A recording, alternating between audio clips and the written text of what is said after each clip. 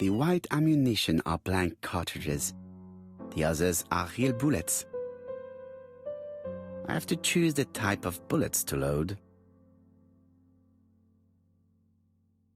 The revolver is loaded with blanks. I still have time to choose real bullets.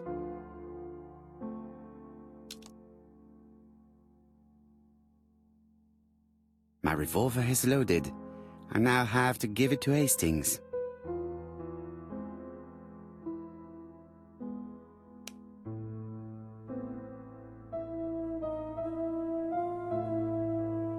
The white ammunition are blank cartridges. The others are real bullets.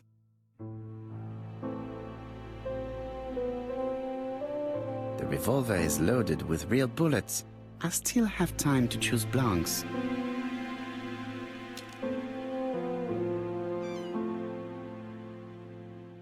The white ammunition are blank cartridges. The others are real bullets.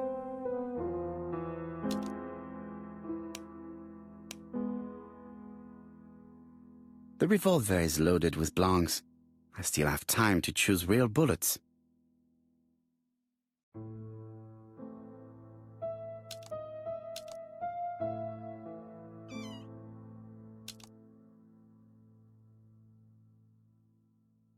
My revolver is loaded.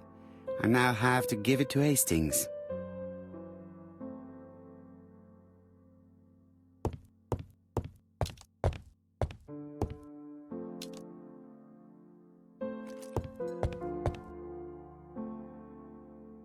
Voila, I entrust you with my weapon. It has hardly been used, it is almost new.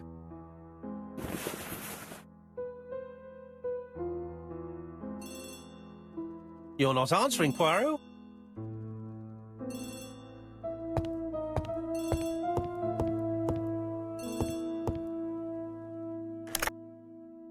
Chief Inspector, is that you? Yes. Sorry, but we haven't found anything. Have you checked the typewriter? And the packaging, the letter, and the ribbon reel. We've only found prints left by Cust and his landlady. Well, never mind, I shall make do. So, are you still going to hold your meeting? Of course, Chief Inspector. I can hear my guest coming up the stairs. Why have you brought us here, Mr. Poirot? Since Cust's arrest, I thought it was all done and dusted. Miss Gray formally identified him, as well as Miss Barnard. Yes, and the stockings he saw drove the same brand as the ones found at my aunt's. This is all true. However, a case is not closed if some questions remain open. And one question is, why did the murderer send me his letters? Why did he challenge me, Hercule Poirot? Perhaps he wanted to play with you, to taunt you. Xenophobia? Maybe he didn't like you because you're foreign. I may be wrong, but maybe by provoking you, he was looking for glory? All these theories should be studied.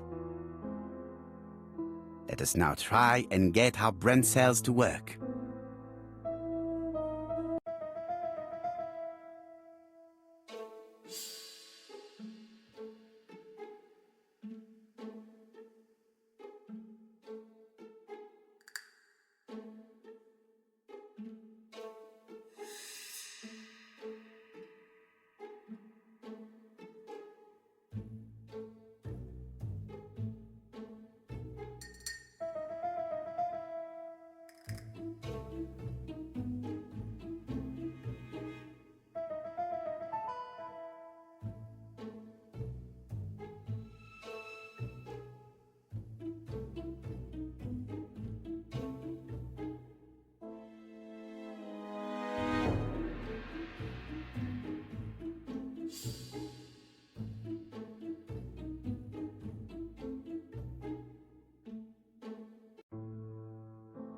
Is everything clear now?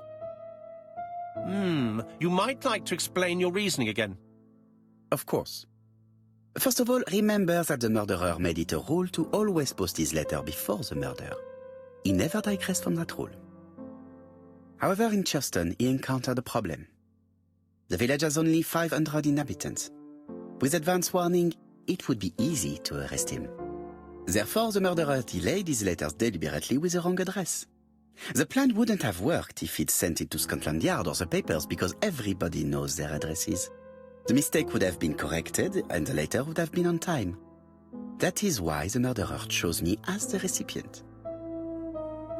Because for his plan to succeed, it was necessary for at least one of the letters to have a wrong address and get lost. It was very cunning. Absolument.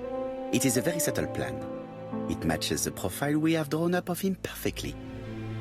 That of an intelligent, daring and calculating murderer. But that's not how you describe Cust. You are quite right, mademoiselle. Like you, I find it hard to believe that this dull character is the clever murderer we are looking for. Do madmen... I mean, if he's mad, he might have two very different sides. No doubt. But the murderer is not mad. All the specialists agree that he does not have the profile of the psychopath. But if Cust is not guilty, how do you explain his presence at the scene of the crimes? Mr. Clark, the answer to your question is in the medical records of your brother's patients. Documents which Cust most certainly did not have access to. Let us now try and get our brain cells to work.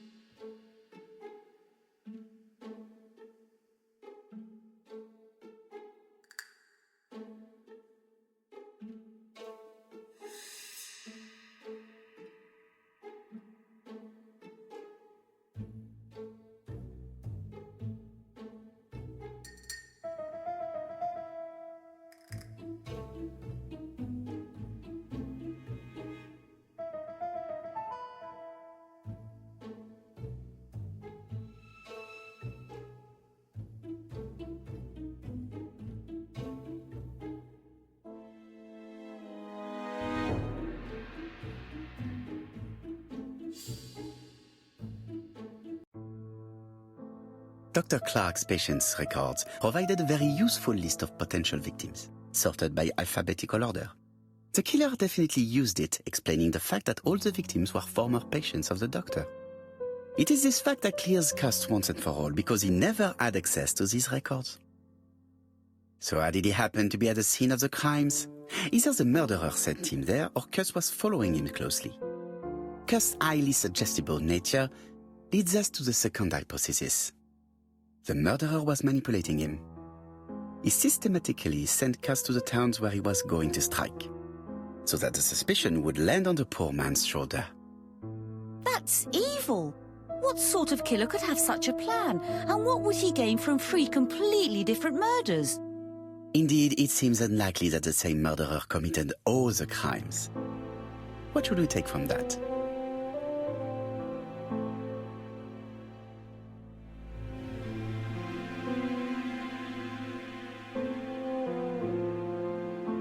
Just one murder was of benefit to the murderer. The others were just diversions.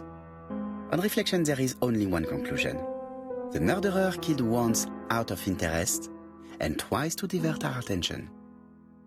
This reasoning points at two potential culprits. Franklin Clark. Donald Fraser? Yes, mademoiselle. That's good thinking. Mr. Fraser may have killed Betty out of jealousy. Mr. Clark may have killed his brother in order to inherit his large fortune. Both have a motive. But Donald did not have access to Dr. Clark's records. Please allow me to disagree with you, mademoiselle.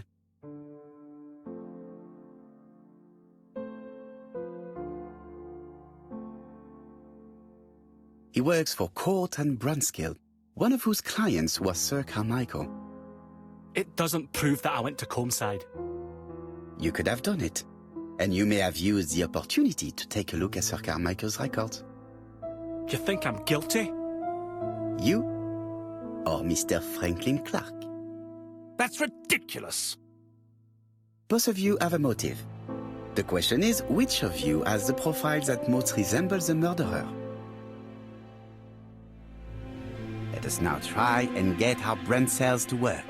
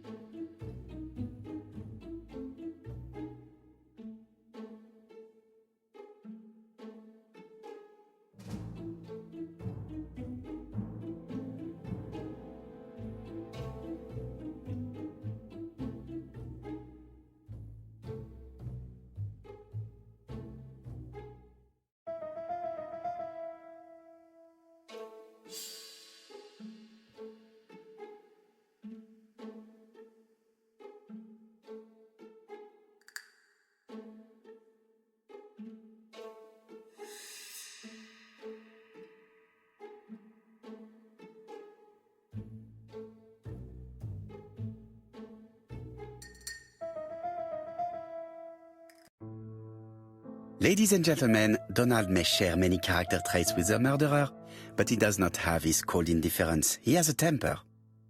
It is hard to imagine him planning anything. Also, jealousy is his motive, and crimes of passion are rarely planned. Right, I suppose it's my turn to be subjected to the same scrutiny. Absolument, Mr. Clark. Let us now try and get our brain cells to work.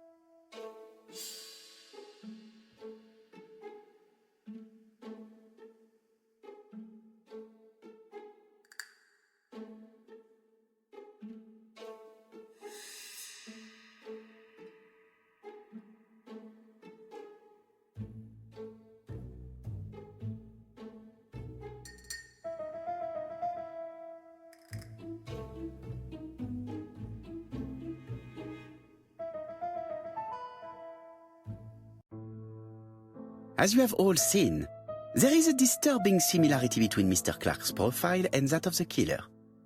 In actual fact, it is exactly the same. Mr. Poirot, your psychological studies are interesting, but your conclusions do not add up. Why would I have wished my brother's death? The inheritance is lawfully mine. I just have to wait. No, you had to act quickly.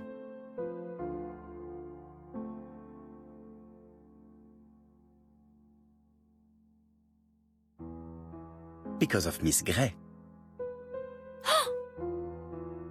Mademoiselle, although you haven't been telling the truth, there is no doubt in my mind that you would have found a way to marry Sir Carmichael after Lady Clark's death. For you, Mr. Clark, it was a disaster. If Miss Grey had children by your brother, you would not have inherited a thing. You realized the danger after reading several letters from Comside, especially one in which your brother opened his heart to you. So you hurried home from China, and you took action. In truth, Cust was no more than a puppet manipulated by the real culprit. You, Mr. Clark. Such an imagination, Mr. Poirot. In fact, nobody manipulated Cust. The famous instructions he received by post. He wrote them on the typewriter. We know that for sure. Oh no. You know perfectly well. That is not true. Eh bien voilà, light has now been shed on the ABC murders. Your theories are ingenious, but you haven't any proof. One point to him. For the moment, I have no material proof. Either I admit to it, or I bluff.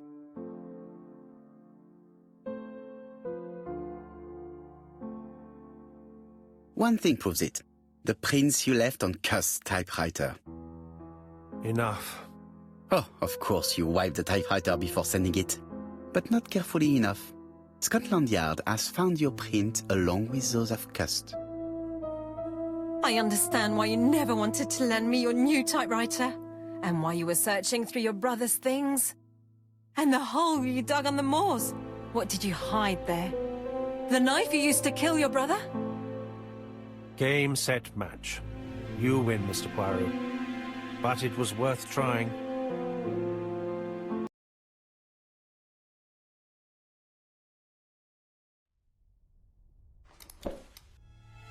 come near me! I'll never let you take me, Mr. Poirot.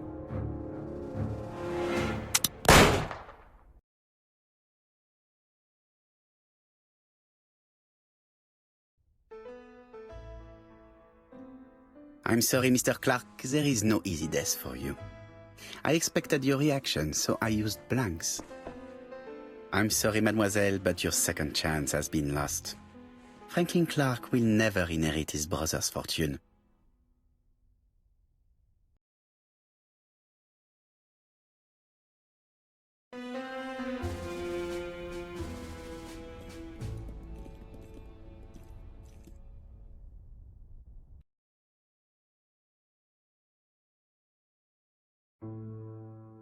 Disappointed at having missed the chance to become Lady Clark, Thora Grey left England. Donald Fraser and Megan Barnard married. On Poirot's recommendation, Mary Drower started to work for Lady Clark. The elderly lady's condition suddenly took a turn for the better. And a few months later, to Dr. Logan's great surprise, she was back on her feet again. According to this eminent physician, it appears to be an extremely rare case of spontaneous remission. Lady Clark has enjoyed very good health ever since.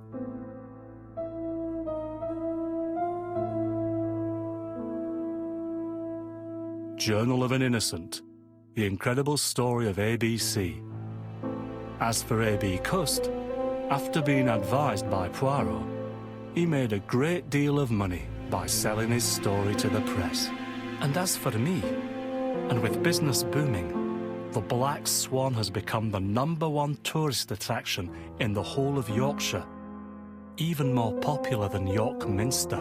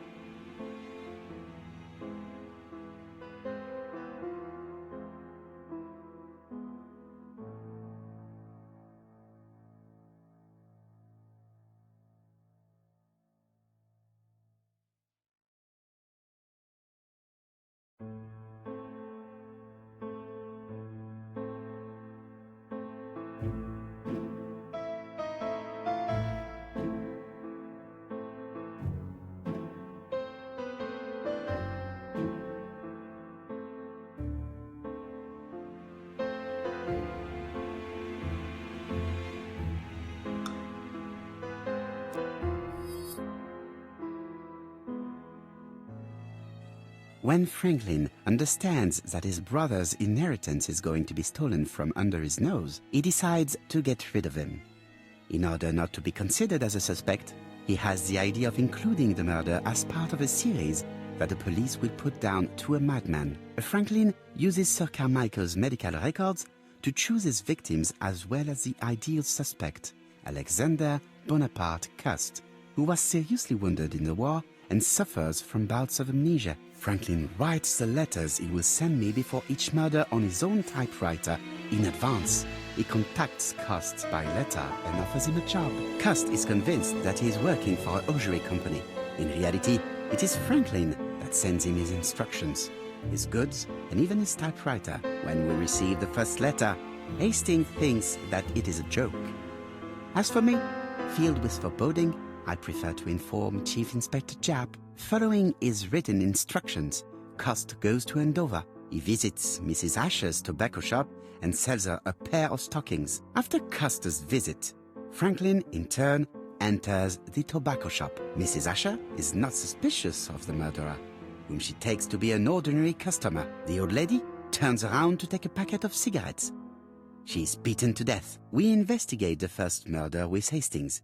No suspect has a motive. A few weeks later, we receive a second letter signed ABC.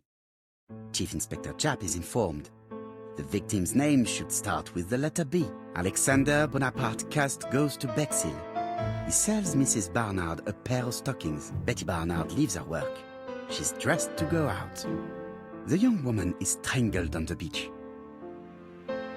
Betty was killed by the man who had arranged to meet her that evening, the seducer Franklin Clark. In Bexhill, Donald Fraser appears to be the perfect suspect for Betty's murder, but he has no connection with Mrs. Asher. 5 days after the Bexhill murder, Cust goes to Churston for his work. In the afternoon, Soagre turns away a stocking seller. After dinner, Sir Carmichael Clark takes his usual walk. His brother waits for him, hidden behind a bush. The murderer leaps out from his hiding place and cuts Sir Clark's throat. The third letter arrived late. Franklin deliberately wrote a wrong address.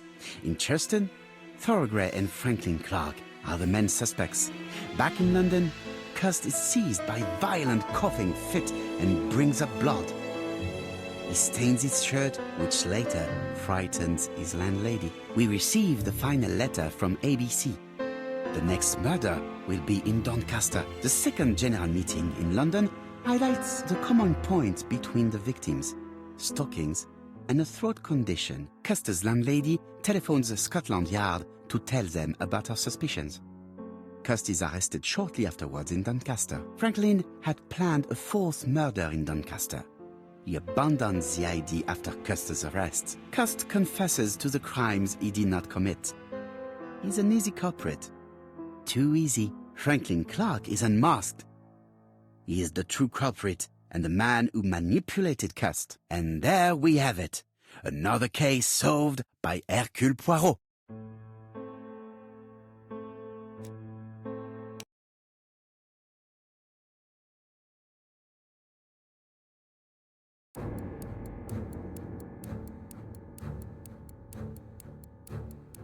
The killer enters the shop. Mrs. Asher turns around to greet a customer.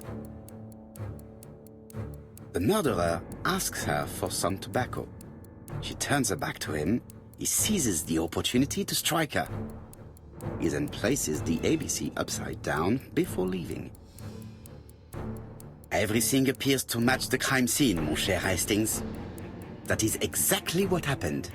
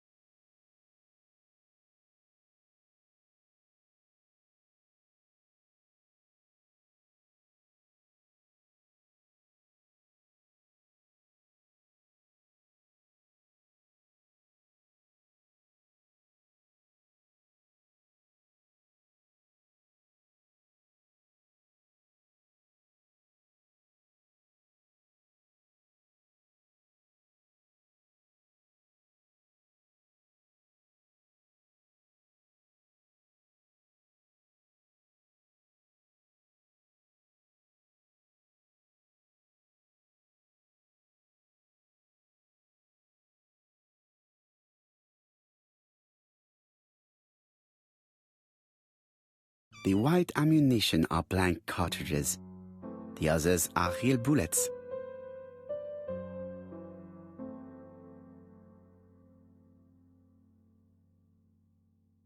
The revolver is loaded with real bullets. I still have time to choose blanks.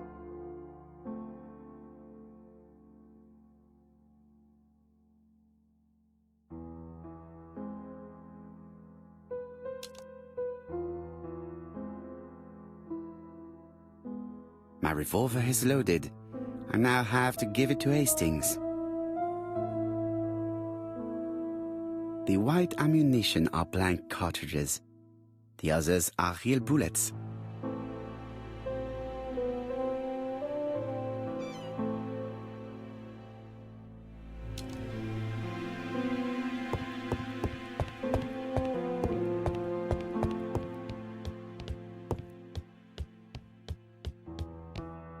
What about telling me what you have in mind? Surtout pas. You wouldn't be able to play your role. Wait one moment, I will bring you my weapon.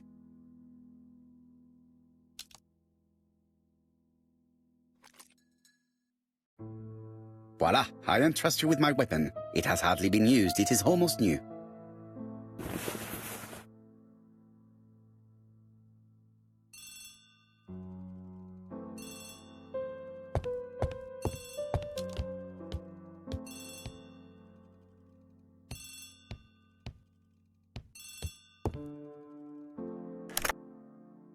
Chief Inspector, is that you? Yes. Sorry, but we haven't found anything. Have you checked the typewriter? And the packaging, the letter, and the ribbon reel. We've only found prints left by Cust and his landlady. Well, never mind, I shall make do. So, are you still going to hold your meeting? Of course, Chief Inspector. I can hear my guest coming up the stairs.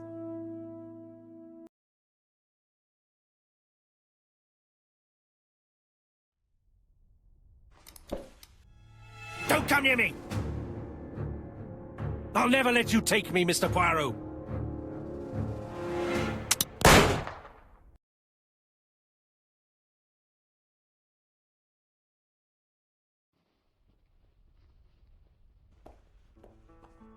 Took the law into his own hands. He had no right. He should have paid for his crimes. I should have expected what he did. Come on, Poirot. Everybody makes mistakes. Exactly. Hastings, if one day I sound pretentious, please whisper these 3 letters in my ear. ABC. They shall remind me that we all have our limits, even me.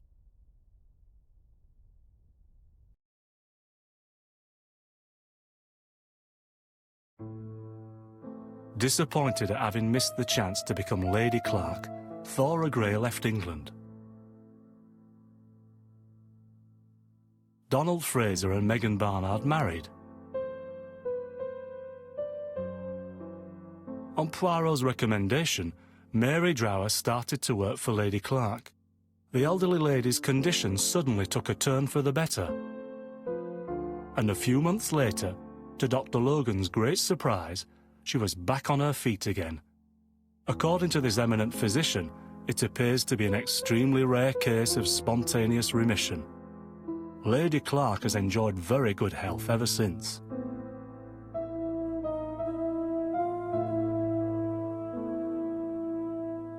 Journal of an Innocent, the incredible story of ABC. As for A.B. Cust, after being advised by Poirot, he made a great deal of money by selling his story to the press.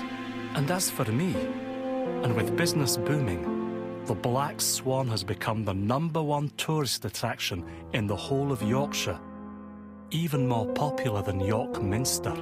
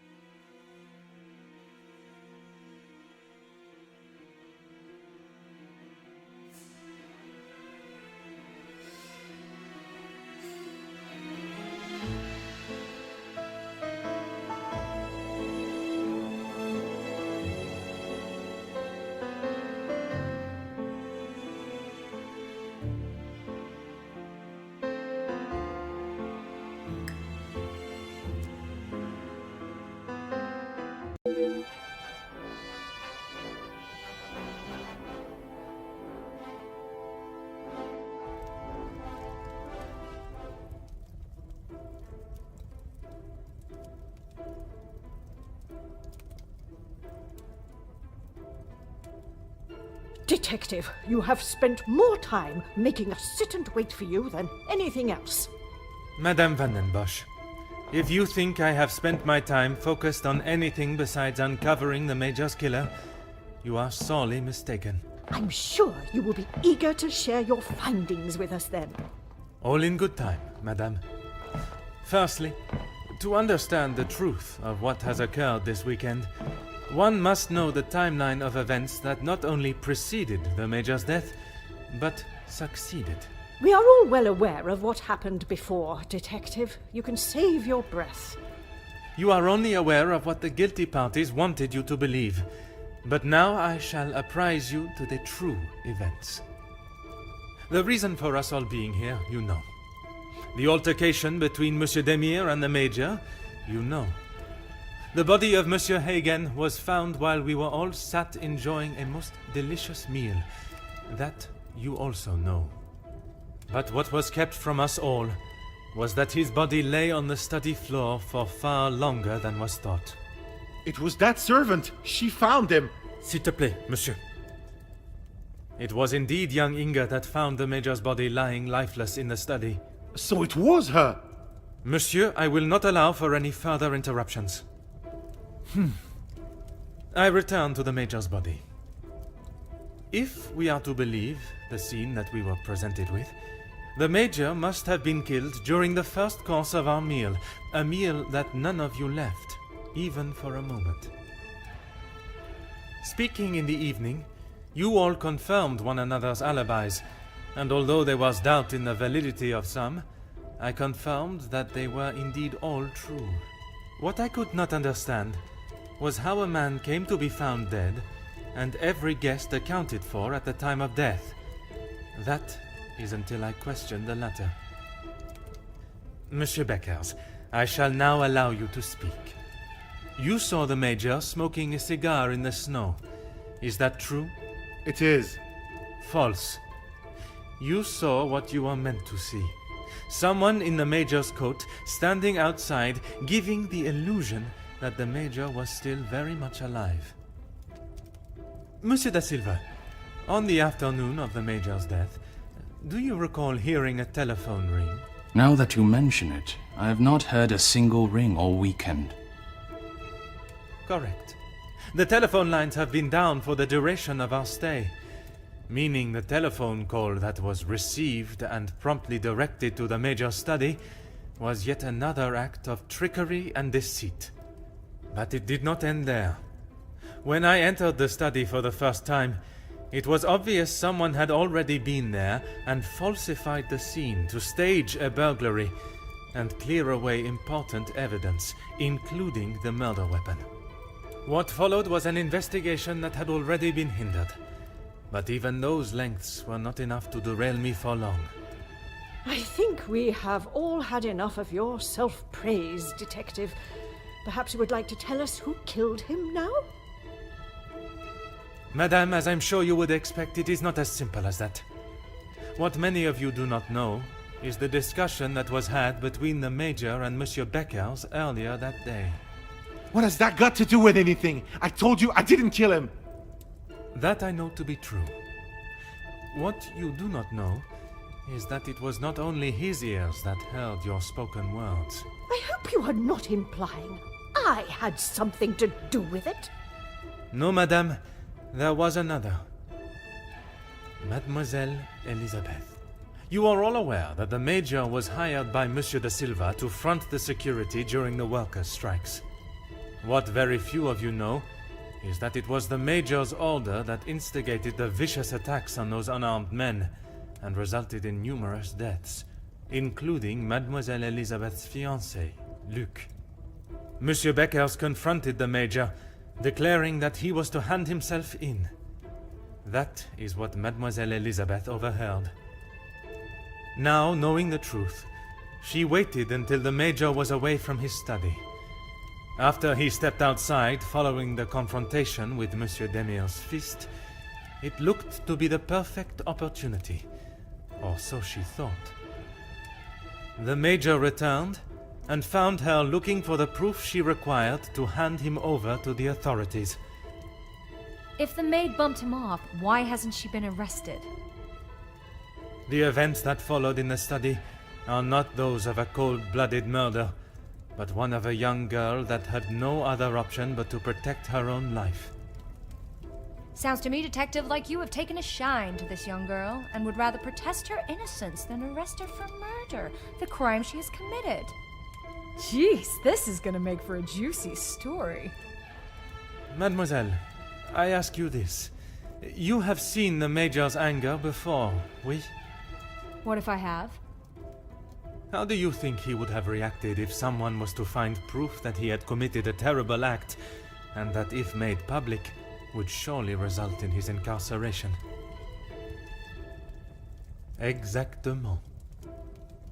It is quite the story you have told, Detective, but all I have heard is that Elizabeth overheard a conversation blaming the Major for her fiancé's death, and she murdered him in revenge. A servant killing a man that is as revered as he was. She will face the noose. I am not denying that a man has lost his life, but it is not the crime of murder that you all believe. While the Major did not deserve to die in such a way, it was his actions towards Mademoiselle Elizabeth that drove her to defend herself in any way she could.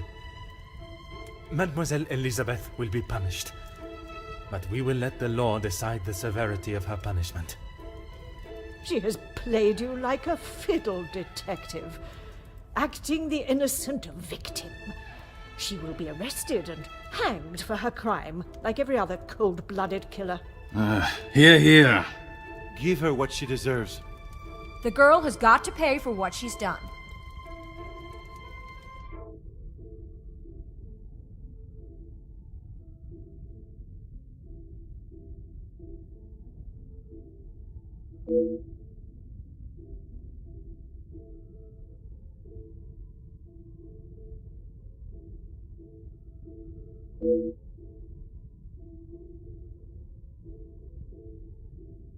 Those of you that are calling for the hanging of Mademoiselle Elizabeth, have you forgotten the roles you played?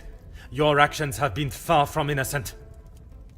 Look, Detective, I see where you are going with this, but it's not going to work. So maybe the strikes were down to De Silva and Becker's. But don't try and drag me into their mistakes.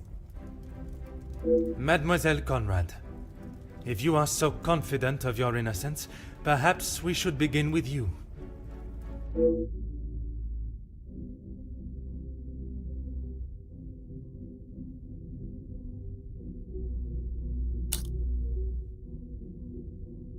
You don't need to imply it's only me that does.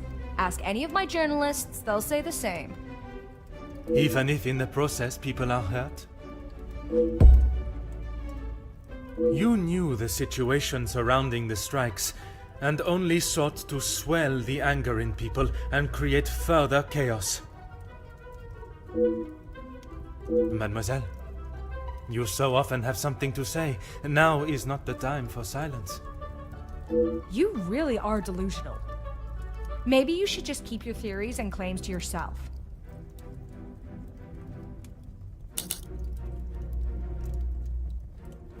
You obviously have no idea what goes on in my world. I would say stick to honest police work, but it seems that it's not in your field either.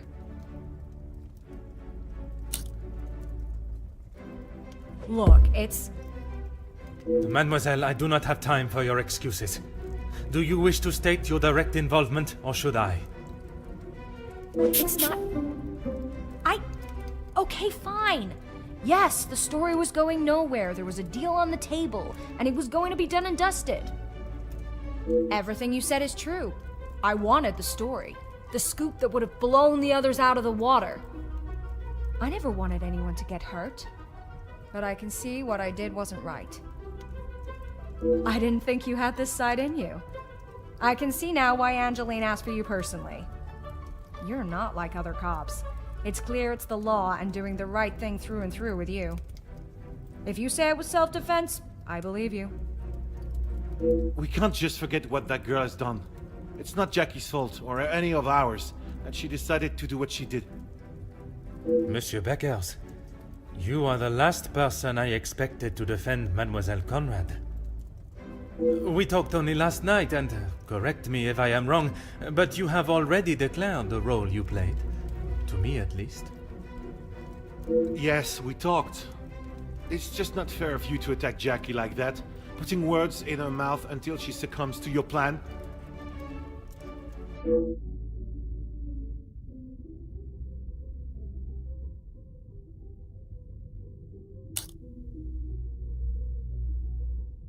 Detective, I'm afraid you're misunderstood. That is not how it was. It was not my intention for things to escalate as they did. I could not have predicted that would happen. Jackie was documenting everything to do with the strikes. She wanted our story to be heard and wanted to know how I was handling the negotiations. And they were handled by yourself? Naturally. If I cannot handle simple negotiations, I am not fit to be in the position I am in.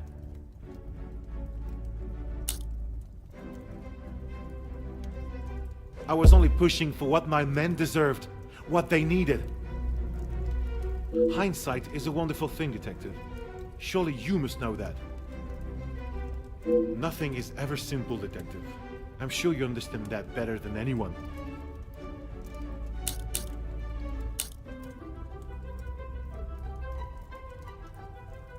You're right, Detective. I have tried so hard to deny my part, but I know only too well that my decisions led to the death of those men. I know I cannot excuse what I've done. I just want you all to know that I am not a hateful or malicious man. I only wanted to prove that I was the right man.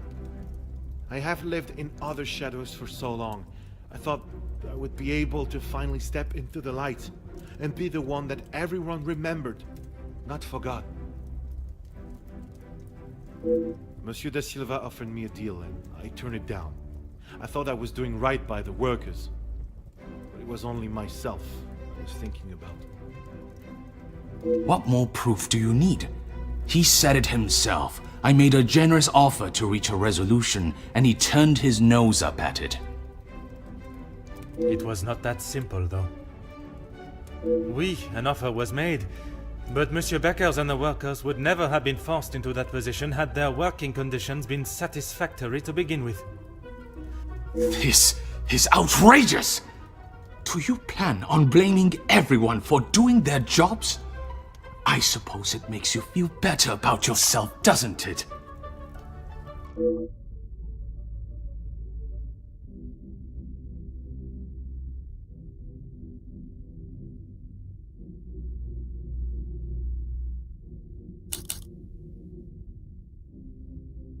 It may be a big deal to you, but I am used to workers not being happy with something. And most of the time, that unhappiness is directed at me. When you're in charge of your own factory, you'll understand. I handled the situation the best I could. If you think otherwise, maybe you have proved us all right, that you aren't the great detective you claim to be.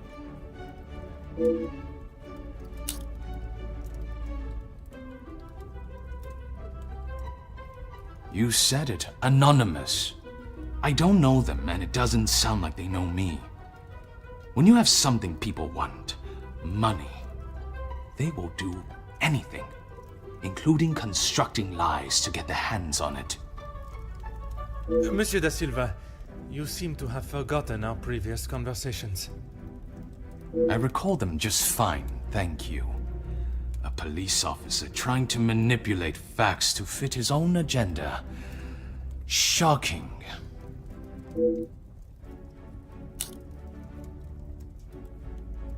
Do you really think this is the first time blame has fallen at my feet? Although I don't think I have seen someone try so hard before to even convince themselves of what they are saying. Have you not learned enough already from having your factories closed? If you have any hope to return to normality, you must admit your faults and accept the repercussions. I may have been a little harsh with my staff. I only wanted to prepare them for the realities of this world. I was never given the opportunities that they have today, and I succeeded. all they do is demand more and more at the factories and at the house. How am I meant to keep a good profit if every franc is going to them? I offered what I could. I was willing to meet in the middle. But maybe that wasn't enough. Swallowing one's pride is no easy feat. But if it means that a young girl will receive fair judgment, I am prepared to do it. Merci, monsieur, for your honesty. Admitting your responsibility is an honorable move. What now, Detective? Is this absurdity going to continue much longer? Even after all your attempts, Detective, Felix was still murdered. Self-defense or not, she chose to hide what she had done because she knew what she had done was wrong. And she will be punished for it. It was not choice to hide anything, madame. If in her position, I ask, what would you have done? The Major has already furiously thrown an object at you, barely missing your head, and now has hold of your arm. I wouldn't have driven a knife into him, that I can tell you for sure. She is no fool. She intended to kill, not to defend.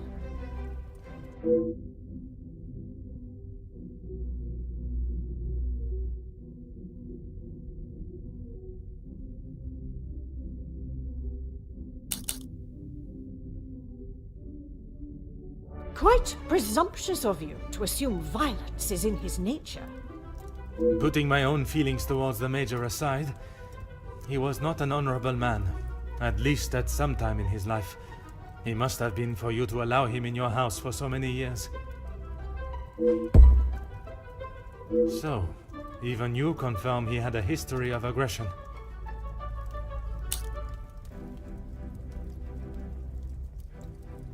You have no idea. He was there for us when we needed him. You were there for him when he needed free room and board. That is not the case, and you know it. His actions are unforgivable and should not be defended by anyone. You judge him so harshly, but I return the question. What would you have done in his position? He had made mistakes. I will not deny that. In those moments when a decision had to be made, it fell to him, and he did what he saw fit.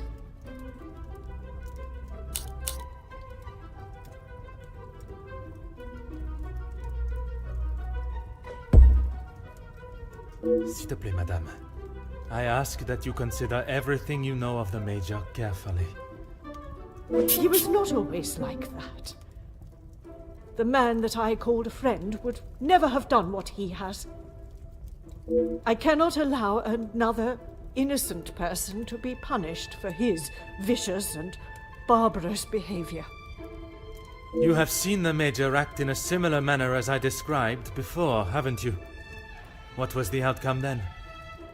You have convinced me that I am wrong, in both my opinion on Elizabeth's punishment and in the friendships I keep. Is that not enough for you? Not when a potential crime has been committed, and I fear an innocent party may have been punished for it. He was just a boy. I told him to stop, but he was like a wild animal. The confrontation with Mademoiselle Elizabeth was not the first time he has come close to killing another. It was following the officers' ball. A young man, no older than 16, stopped us on the street, begging for some change. Felix pushed him away, but he was persistent. He only wanted a few coins. Like a flash, Felix snapped and wouldn't let go of him. He would not stop punching him. I have never seen anything so brutal. But he was never charged for the attack. Felix called the captain at the station and said that the boy had tried to rob him, and he was merely defending himself. The boy was thrown behind bars without a second thought. It was a full week before the bruises on Felix's knuckles finally faded. And even after witnessing such a brutal assault, you still support him. You still believe that he had not attacked Elizabeth. The days following, he showed no signs of remorse, no apology to him or to me. I blamed it on the amount he had had to drink.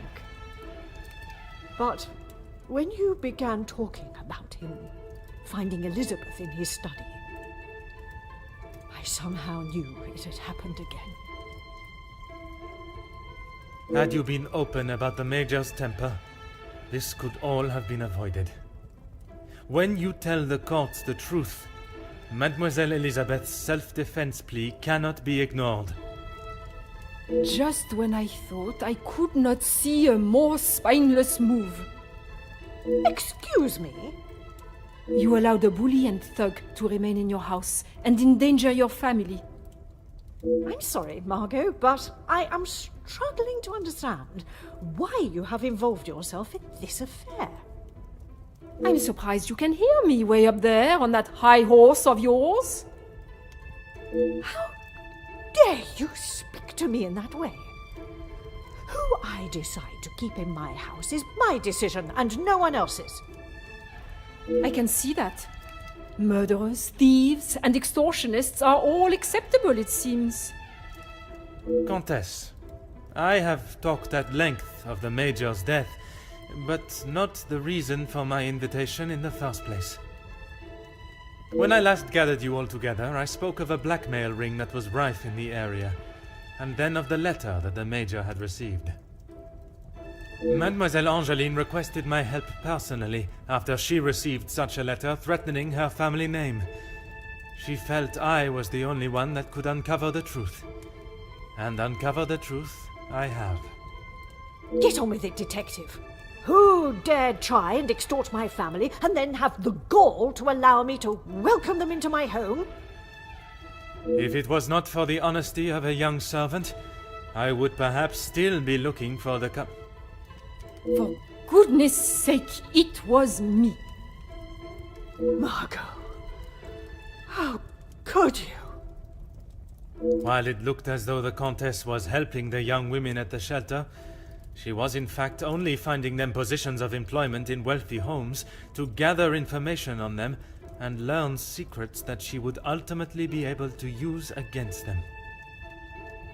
Monsieur da Silva fell victim to her network of moles and was in turn blackmailed.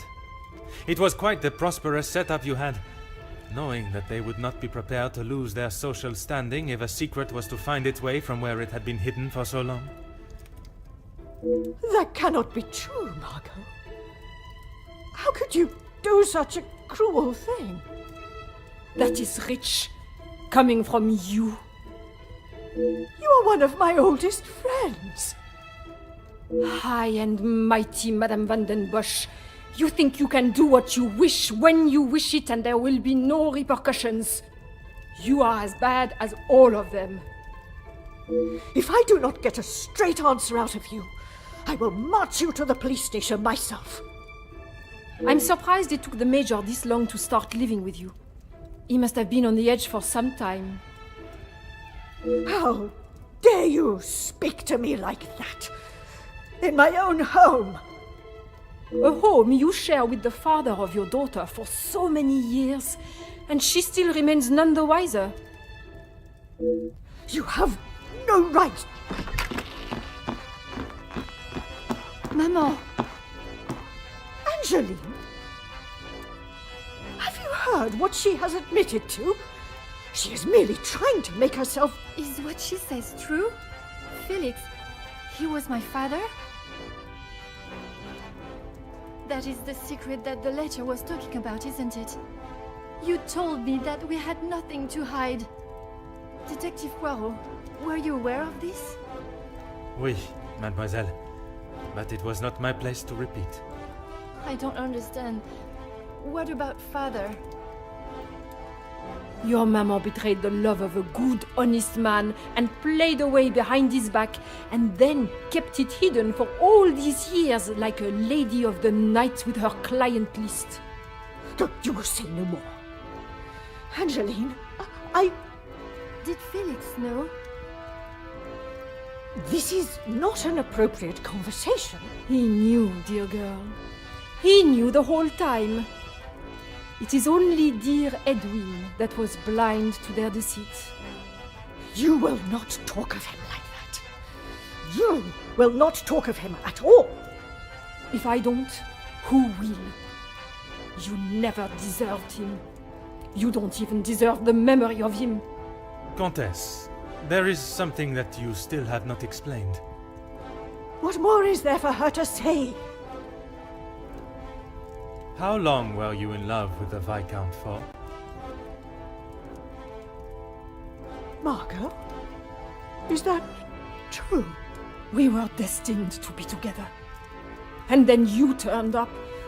And I was all but forgotten about. But you were nothing more than friends. And you made sure of that, didn't you? From the day you arrived, it was all about what you wanted and what you had to do to get it. You didn't consider Edwin at all. He was just a purse to you. I loved my husband, and I miss him every day. Loved him enough to stray? Both of you, no more. Please, Angela, let me explain. Maman, I do not wish to hear anything else from you. Not even your own daughter wants to hear your lies anymore. Cassandra Van den Bosch, all alone. How dare you!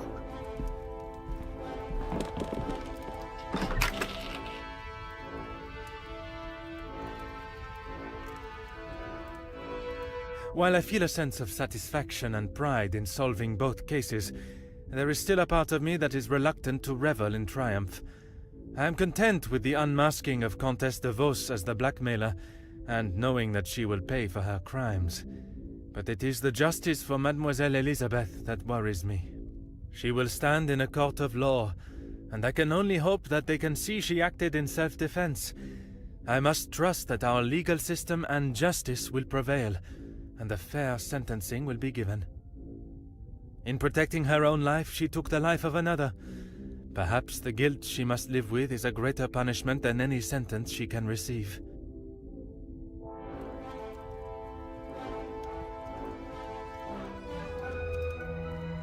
Comtesse de Vos was taken from Nemozinet House in cuffs and placed under arrest.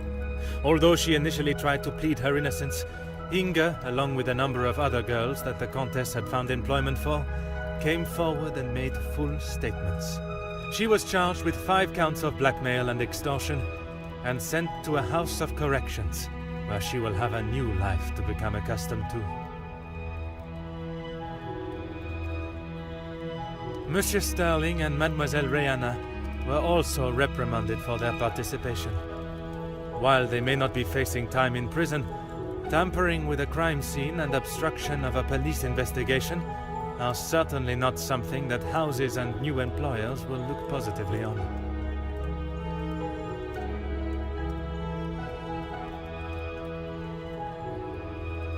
Mademoiselle Angeline finally became Madame Demire, and together they took up residence in England, where Monsieur Demire continues to support and fight for fairness and equality in London.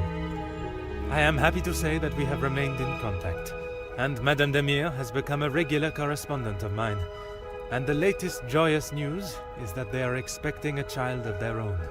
Madame Van den Bosch showed compassion that I had not seen in her before.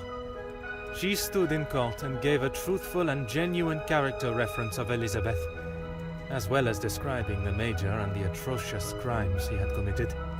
After Madame Van den Bosch's secret was revealed to the world, her position in the social hierarchy was no more, disappearing in a moment. While she still resides in Belgium, I believe she has had to adapt to a far more modest way of life. A humbling experience for her, I am sure. Following her actions in the courtroom, Angeline believed that her maman still had a place in her life. Although they are on different sides of La Manche, they remain in contact. Mademoiselle Conrad left Nemosine House the same way she entered, confident in herself and audacious in her opinions. Her report of the Major's murder at the house and the surrounding blackmails became one of the most talked about stories of the year. While there were certain details of her own involvement that did not make it to print, she was really quite complimentary about the detective at the heart of the case. Monsieur de Silva tried to continue in his position as factory owner and business entrepreneur, but after his accounts and business dealings were investigated following the details of his blackmail being made public in Mademoiselle Conrad's article, his illustrious business empire began to crumble, and is now facing an international corporate investigation. Monsieur Beckers stepped down from his position as union leader, accepting that he was no longer fit to represent the workforce that, in his words, he had let down on a scale of unmeasurable proportion. Although he is no longer the voice of the workers, he continues to support them from behind the scenes. Monsieur Zachariah and his brother made amends, and returning to his family home, and after sobering up, he was able to find the help that he required. I understand that he is now helping fellow soldiers with similar conditions. And Mademoiselle Elizabeth, she stood before a court, and while the proceedings were deemed controversial, the charges against her were dropped, and the reasoning of self-defense was accepted by the presiding judge. Madame Vandenbosch's testimony, along with Mademoiselle Angeline's declaration of her good character, was enough to show that it was not in Elizabeth's nature to act in such a violent way.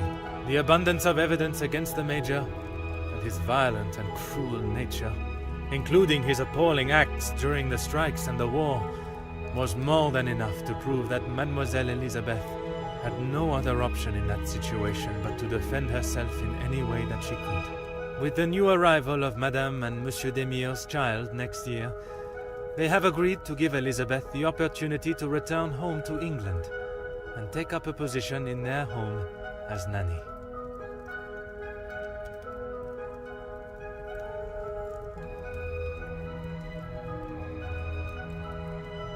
The death of Elizabeth's beloved Luc has been at the center of everything. Had those in positions to help not acted with only themselves in mind, perhaps he would still be alive today, and the Major would have paid the price for his own crimes in the eyes of the law, not at the blade of a knife. The blood of Major Felix Egan will remain on Elizabeth's hands, a stain that wherever she is and whatever she may do, she will never be able to wash clean. However, it will remain as a reminder to not only her, but all of us, of what we as human beings are capable of to protect ourselves. We all have something that may be considered shameful or sinful, and it is how we deal with it that shows our true character. Those involved in the riots, the workers' deaths, and the Major's killing believed themselves to be untouchable. Whether it was from their social standing or their confidence in themselves, they learned that everyone is accountable for their actions. There is no exemption because of the suit you wear or the money in your bank account. There is no price to a man's life. It cannot be bought or traded or discarded. No man is better than another, including Detective Hercule Poirot.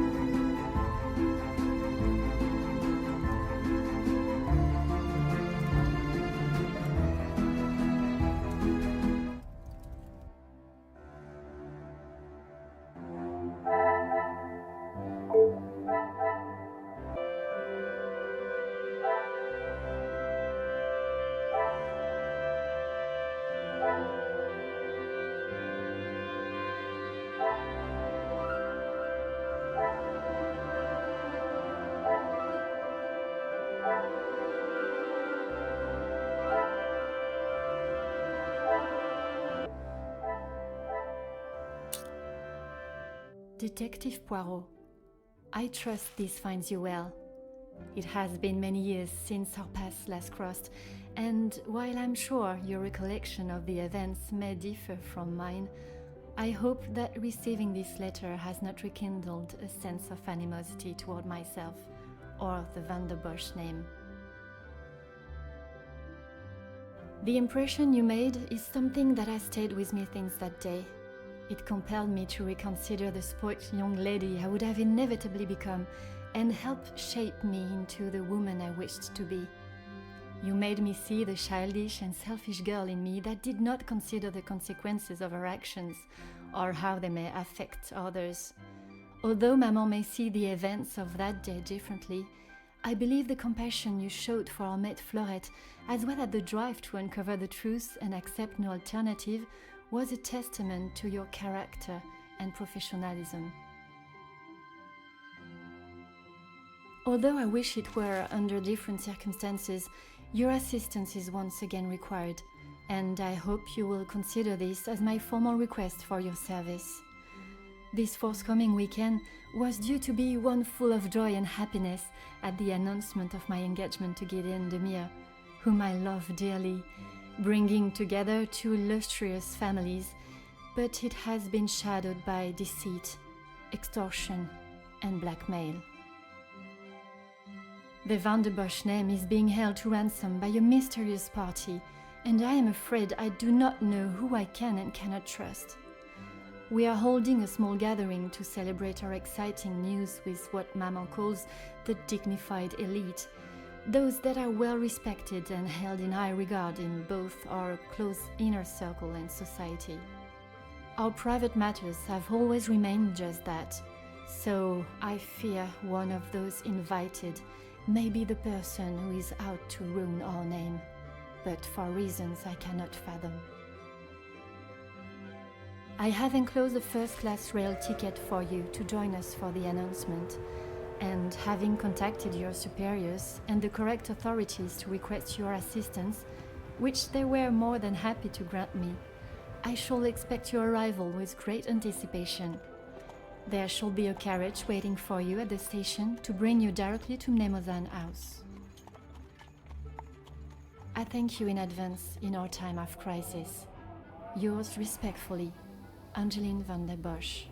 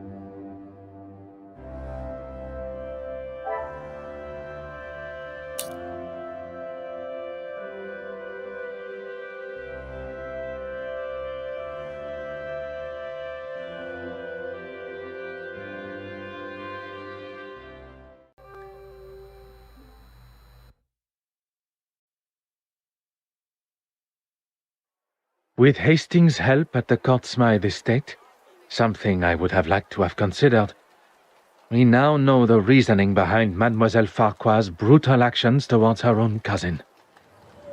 The circumstances around the murder need no further consideration, but the location of the missing Benedette Magdalene still frustrates me.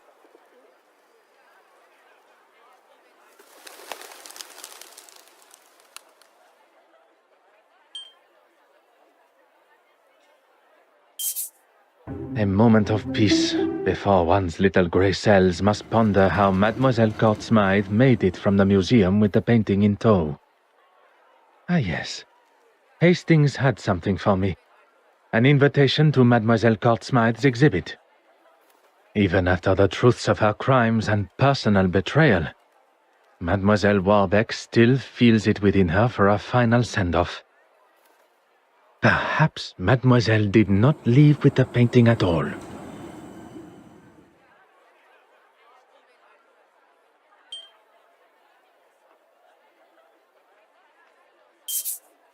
Poirot, there you are. What are you... On this occasion, there is no time for pleasantries. We shall finally bring the mystery of the missing painting to an end. We must return to the scene of the initial crime, the Royal Edward Gallery.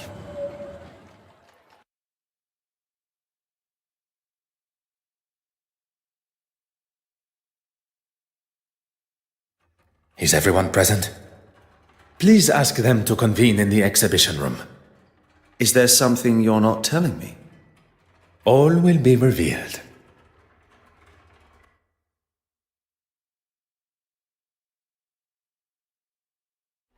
Messieurs et Mesdames, thank you for joining us here today. What's this all about? Yes, my time is rather valuable. I thought everyone was here to see the exhibition. I'm all for looking at some real art, as long as it's not all hers. I understand the frustration and hostility that most of you must feel towards her. For some, even... Hatred, loathing, disgust. Betty, please. Even after everything, you stand here and defend her?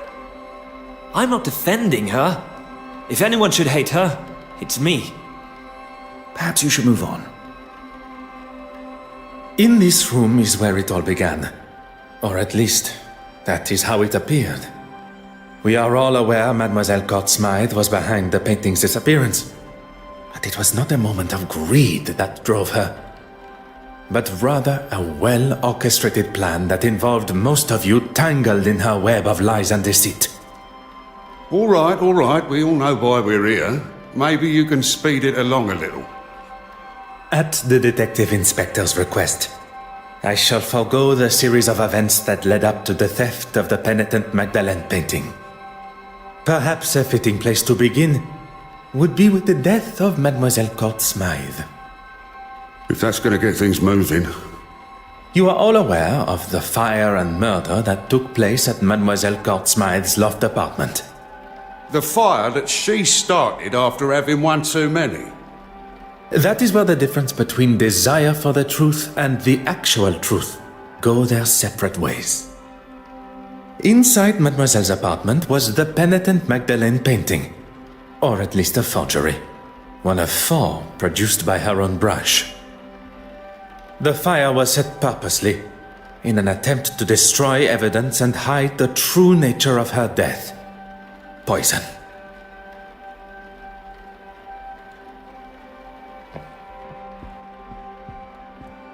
You know where the painting is, and who killed Irene.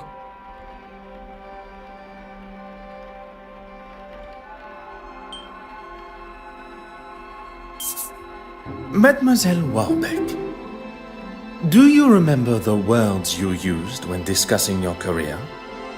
No, I mean, yes. You're taking it out of context. On the contrary, Mademoiselle Court-Smythe threatened your career by involving you in the theft. The exact context you described. I wouldn't kill her, though. I couldn't. You cleaned the key to the restoration room, did you not? You continued to deny your involvement with the deceased. A relationship that was nothing more than misplaced love. You think I don't know that now? I knew it had been her that took the key from my pocket. But when I confronted her... Behind bars, that's where she belongs. Give it a rest, old man. She can't speak to me like that. Before you continue riding your high horse, Your Grace, perhaps one should consider one's own actions. My actions? How dare you? You're making a mockery of me, the Church, and God Himself. It is you that makes a mockery, and I am sure God will forgive me for saying so.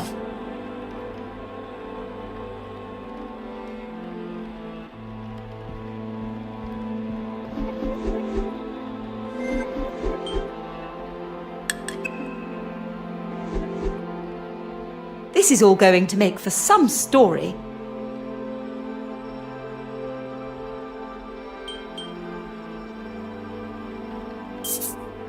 Deals were hatched, forgeries were created, and promises were broken. Mademoiselle Court-Smythe used a mask of deception and authenticity to betray you all. She allowed for you all to see and know only what was necessary to complete your part. Except for one.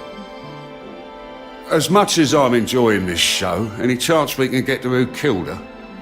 You shall have to wait only a moment longer. As there was only one accomplice left, and perhaps the most important. Not only her aid in the museum, but in the construction of the forgeries. Mademoiselle Farquhar's deception began before I had even left the shores of Belgium. You were part of it, the whole time. Taking us all for fools.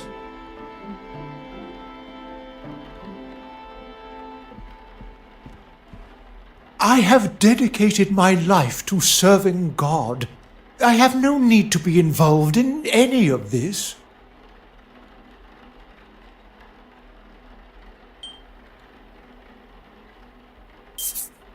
The pieces you had commissioned by Mademoiselle Court-Smythe, which hang on your church walls. Why are we even standing here listening to this man? Has this got anything to do with, frankly, anything?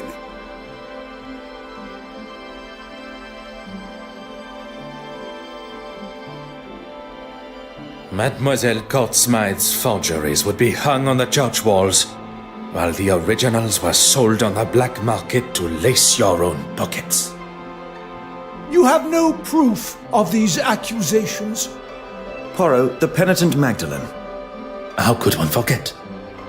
We have already discussed one of the multiple forgeries, and found amongst your hidden collection the second. Mademoiselle Court-Smythe sold you a forgery that you believed to be real, and upon learning of its fabrication, you lashed out, destroying it.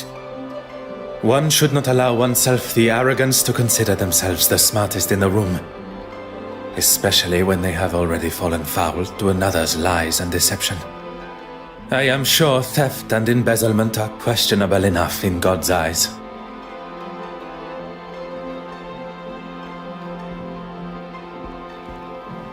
I know things got out of hand, but it was you that broke into my office in the first place.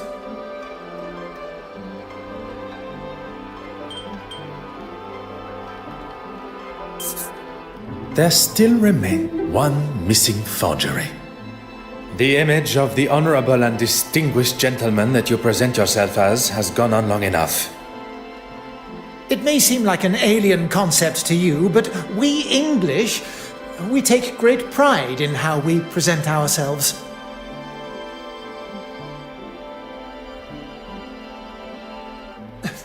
How long are we going to entertain this man's twisted fantasies? Poirot, can we move this along? While searching the main hall for clues, a snuff box was found, full of cocaine. And after speaking with my good friend, Monsieur Demire, about the effects of cocaine on the human body, recent studies have discovered that the use of cocaine and other such stimulants can put a tremendous strain on the human body, including an increased heart rate. Preposterous! I would never do that! your heart attack became the perfect distraction, while Mademoiselle Court-Smythe was able to slip into the exhibition room and remove the painting from the wall. Faking a heart attack is pretty low, even for a politician. Monsieur Hastings. Once the painting had been confirmed as stolen. And Monsieur Aylesworth had bothered the detective inspector enough to show he had nothing to do with its disappearance. He would get to keep the original and claim the insurance money. He was going to have his cake and eat it too. I'm not going to stand here. You'll stay right where you are. A stolen painting, timed perfectly with his crossing of the aisle in the House of Commons. All designed to raise his profile, just in time to announce his desire to be a prime ministerial candidate. I wasn't doing it for me. The poor and the needy. I wanted to give them a voice. I have never heard a more self-righteous claim for breaking the law in all my life. How am I meant to help those that really need it unless I'm in a position that can really bring about change?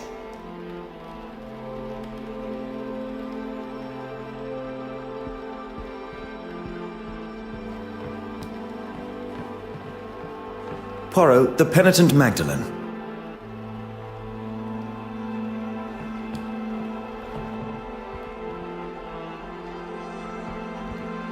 Haven't you caused enough damage?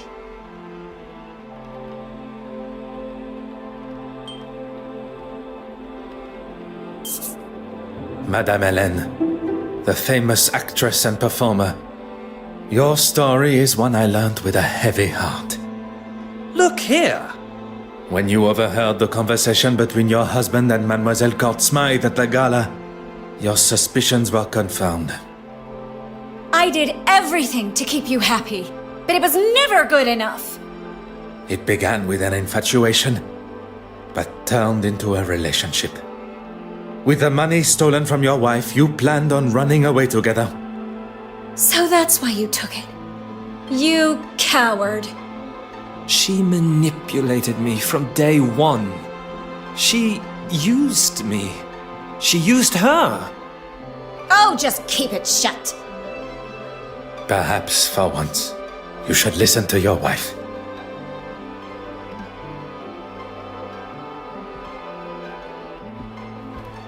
I wonder how many other hidden skeletons are going to appear.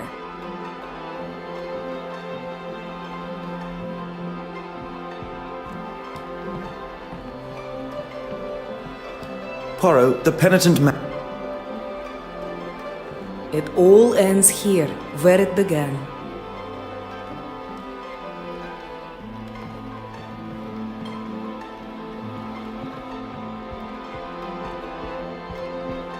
I know you have a flair for the dramatic, but I do have a job to do.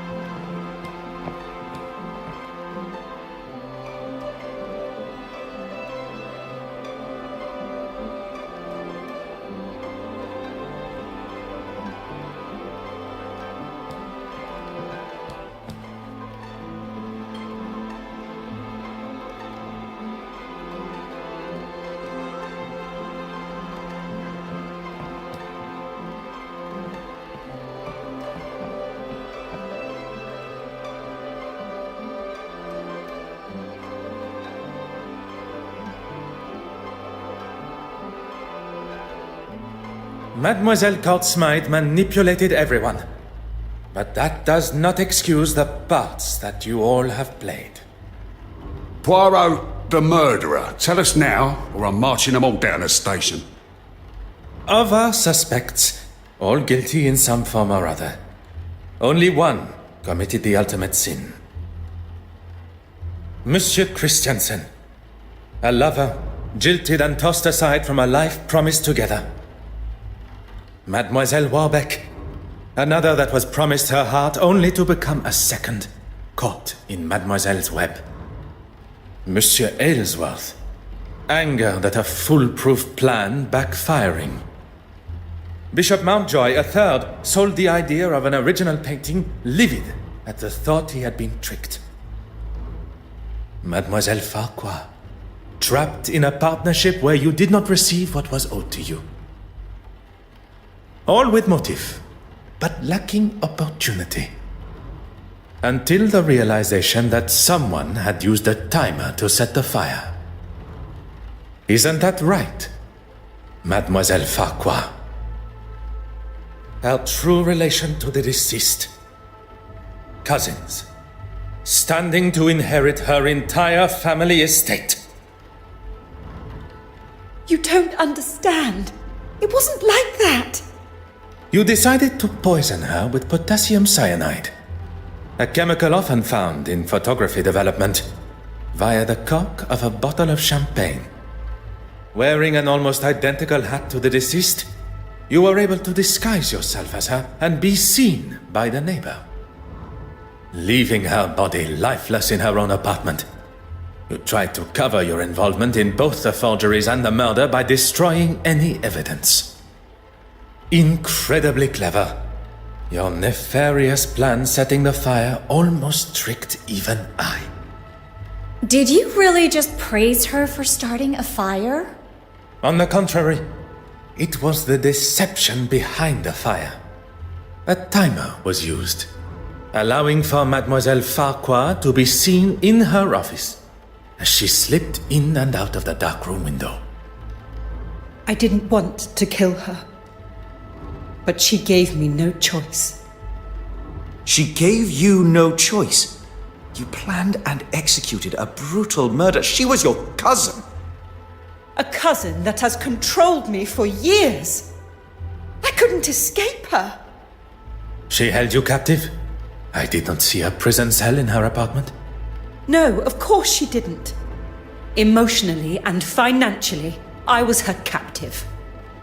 I was a struggling critic.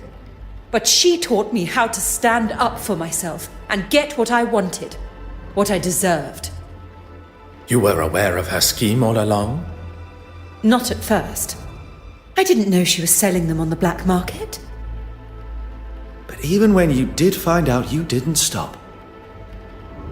There was always a reason I couldn't. And what money I did get, she would hold for me. I couldn't remain under her control anymore. There was no other way. Mademoiselle, there is always another way. All I see is the student becoming the master.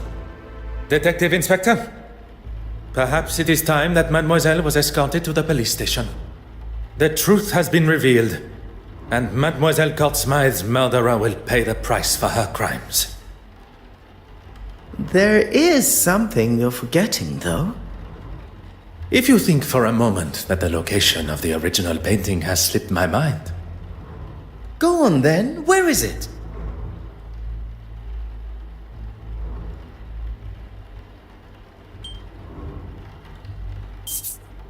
In this very museum. If the original painting was to find its way into her portfolio, it would be returned to her after her exhibition has concluded. Meaning, it would be delivered to her on a plate. Exactement. She prepared one of her picture frames and made sure it would be in the restoration room. What on earth is he doing? You've got to be kidding me. It would take too long to remove the nails from the frame and hide it, surely. The nails were sewn down, creating the illusion of being used correctly, when in fact the backboard was easily accessible. Hidden perfectly behind what Mademoiselle Courtsmythe deemed to be her masterpiece. I never doubted him for a second. Messieurs et Mesdames, the penitent Magdalene.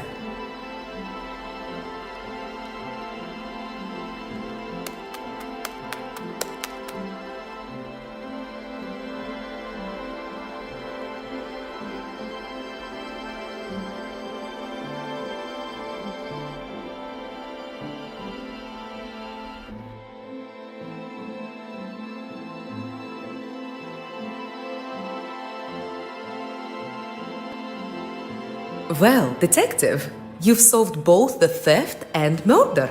I am rather impressed. Finding the murderer and solving 2 thefts would have been far more impressive. 2 thefts?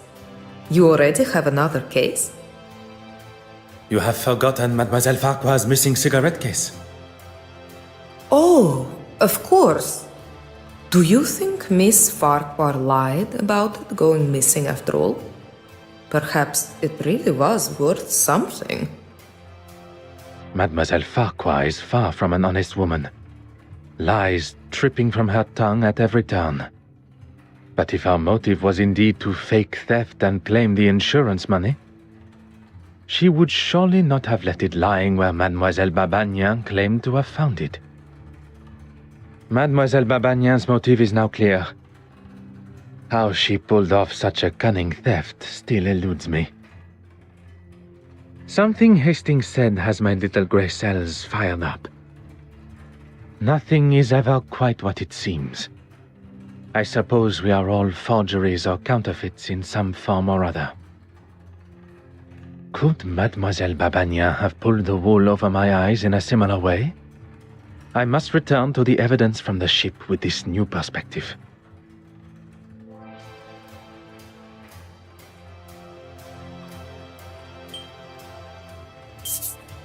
It is you that should be happy, mademoiselle. With no effort at all, you are able to save the day with barely a second thought. You turned a stolen heirloom with a thief and a victim into nothing more than a misplaced item. A case of being in the right place at the right time. I do not believe in coincidence. You were where you were meant to be. Had you not boarded when you did, you would likely have not been invited to the gala at all. Or been able to be within touching distance of so many beautiful and historical pieces. including the silver mantle. One thing I have learned during my time here in London is that people portray a version of themselves. One to be seen or be met, and another that remains hidden from the world. What are you trying to say, Detective? That there are some that wear a mask of authenticity.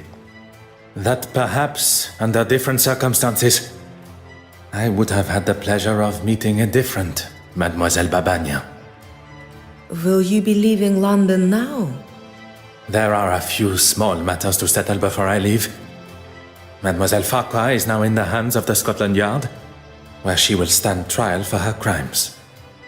You really do believe in the law, don't you? If you do not believe in the law, madness and lunacy will ensue.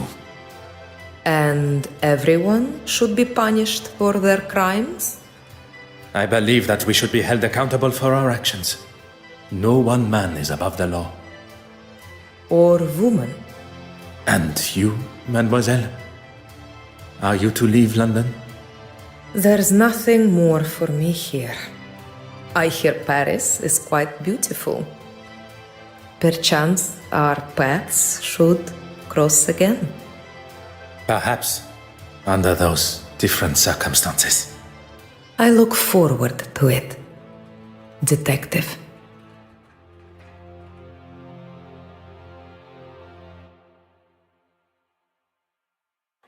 Well, that's that then. Oui, monsieur. The cases are closed and Mademoiselle Farquhar will shortly be behind bars. What of the others? Judging by the detective inspector's glare at Monsieur Aylesworth, he will not be escaping the law. And Bishop Mountjoy. Once news spreads of his connection with the black market, I would question his attendance come the Sunday service. I was hoping at least someone would get a happy ending. Monsieur Hastings, you have been by my side throughout this investigation. Without you, the guilty parties, would not be facing the consequences of their actions. I helped where I could, but it was mostly you. I know that. What you may not know, and I would kindly request you keep to yourself, is that I consider myself somewhat of a... loner? I would not go as far as that. But it appears you understand my sentiment. Good thing I was around to save you from a gunman. I fear I shall not live that down. I'll maybe hold on to it a little longer. Not many can say they've saved the great Detective Poirot. The great Detective Poirot. As much as I admire your formality, I think we should look for something more familiar, accustomed to our new relationship. Our new relationship? I have seen the benefit of friendship. Connecting with someone that can be trusted and loyal. Someone that shares an authenticity not only in themselves, but in their beliefs. And that's me. Detective Poirot and his trusted friend, Arthur Hastings. It does have a certain charm to it, n'est-ce pas?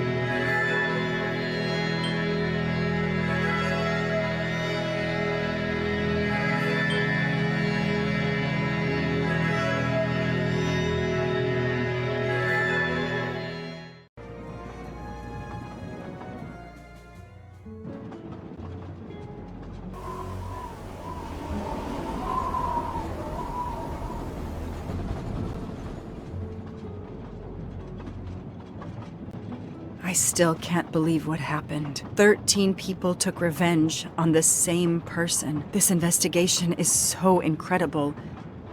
It almost looks like a detective story. It would surely be a bestseller. It is true that this case will remain as one of the most important investigations of my career. My only regret will be that I couldn't bring Ratchet to justice, but I can finally close this chapter of my life. Your determination paid off. You can be proud of yourself. I think we'll be arriving in Paris soon. If you will pardon me, Detective Locke, I have to settle a few details with Monsieur Bouc before we arrive. Please, go ahead. I still can't believe Freya was the killer. She never even cheated when we played poker. She used too much sugar. Nonsense! Her desserts were divine! Unfortunately, her actions were not so divine. There you are, my friend. Bouc, I have a favor to ask. Anything. When we arrive in Paris, will you speak to the police? I would rather keep a low profile. But why? Bouc, my first solution was incorrect. Nonsense! The nuttier the mystery became, the greater your brilliance. Please. Very well, if you insist. I want to thank you, gentlemen, for your service. The cuisine. Under difficult conditions, you surpassed the reputation of the Orient Express. That is true. I look forward to seeing you again abroad, Monsieur Poirot. I promise, not all of our trips are this eventful. Princess Dragomirov would like a word with you, Monsieur Poirot. It is important. She is waiting for you in her compartment. When a princess summons me, how can I refuse?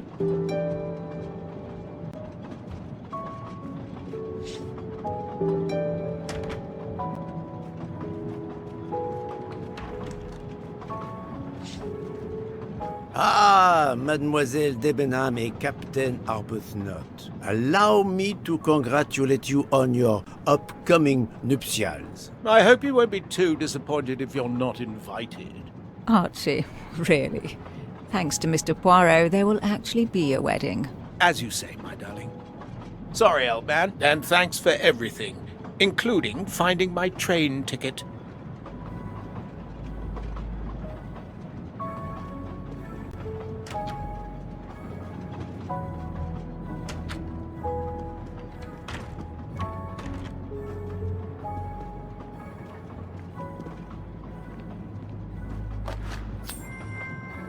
Come to Poirot, my exquisitely sculpted friend.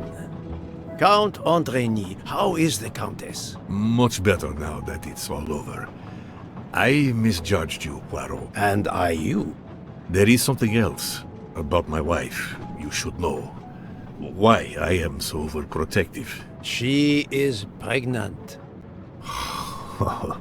You are quite the detective. Actually, Dr. Constantine told me. She admitted as much when he was attending to her. If it's a girl, we're going to name her Daisy. If it's a boy, Hercule, he'll be stuck with Rudolph. It's a family tradition. I wish you and all of your family much happiness. Thank you.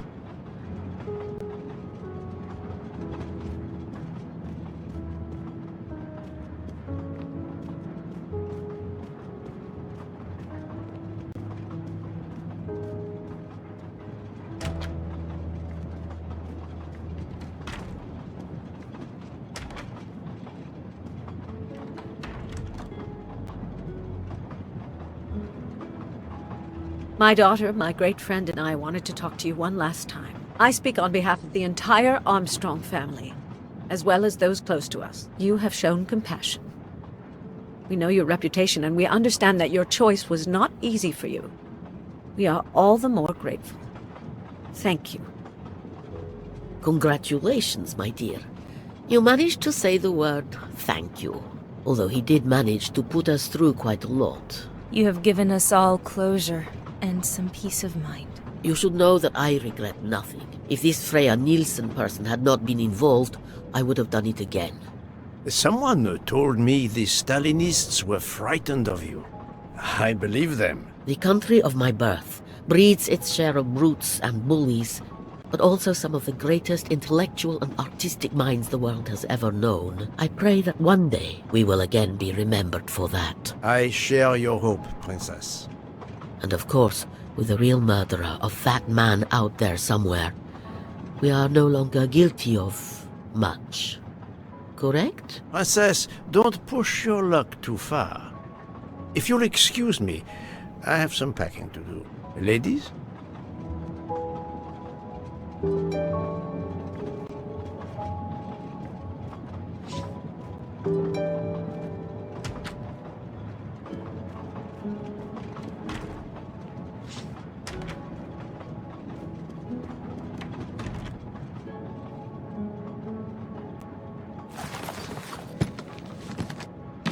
At the end of this investigation, I still have my doubts. Did I make the right choice with the 12 self-proclaimed jurors?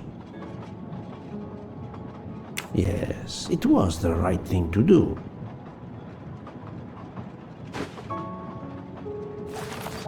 As for Mademoiselle Nielsen, what would I have done if she had not escaped? Is it justice to let the 12 go free but have Mademoiselle Nielsen arrested? A vast question indeed.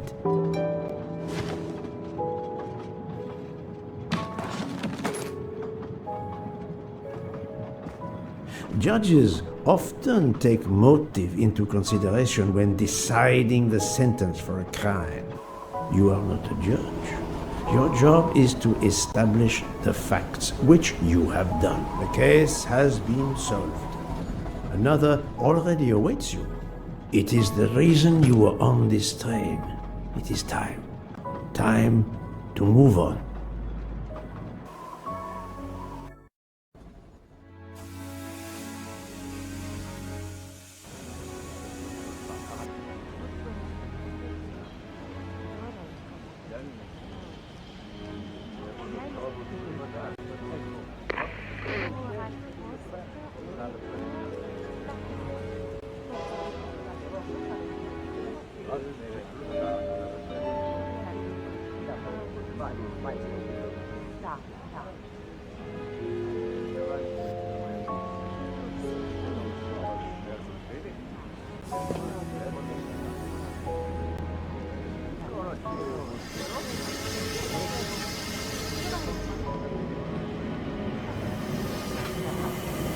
I hope you will travel with us again, Monsieur Poirot.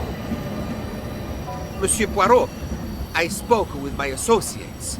I convinced them to give you a deal on our new Firenze SUV. No need to thank me.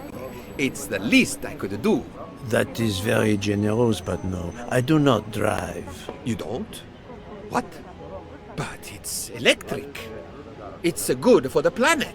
I am good for the planet, as long as I don't drive. I don't understand. He refused. Yes, that's it. Another golden moustache to treasure.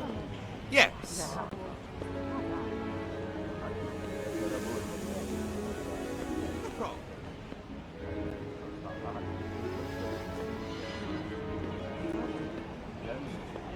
Poirot is a nasty man!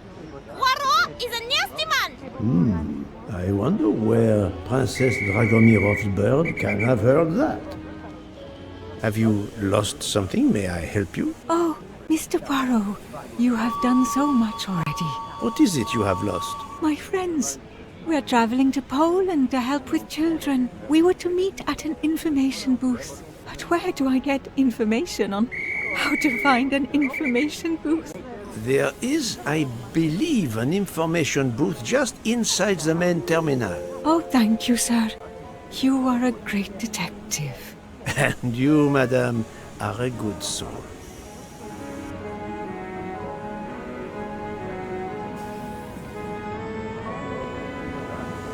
I will miss this train.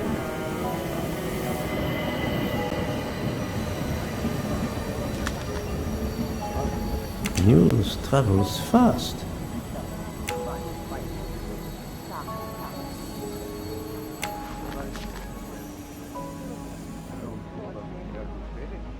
Poirot?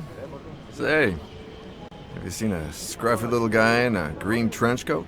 I cannot say I have. Why? He's my next case. Another case?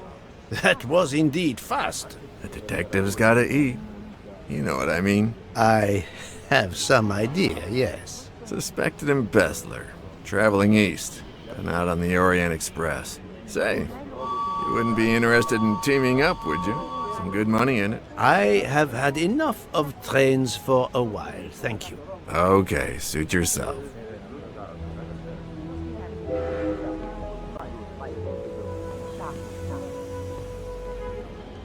Mr. Poirot, Mr. McQueen here thinks he may know an attorney in the Berkshires who might need a gentleman's gentleman.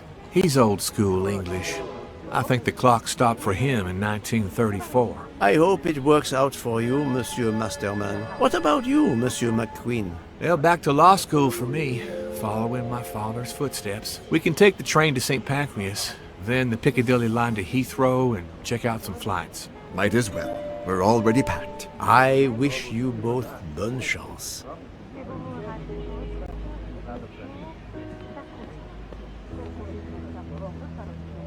Ah, Poirot.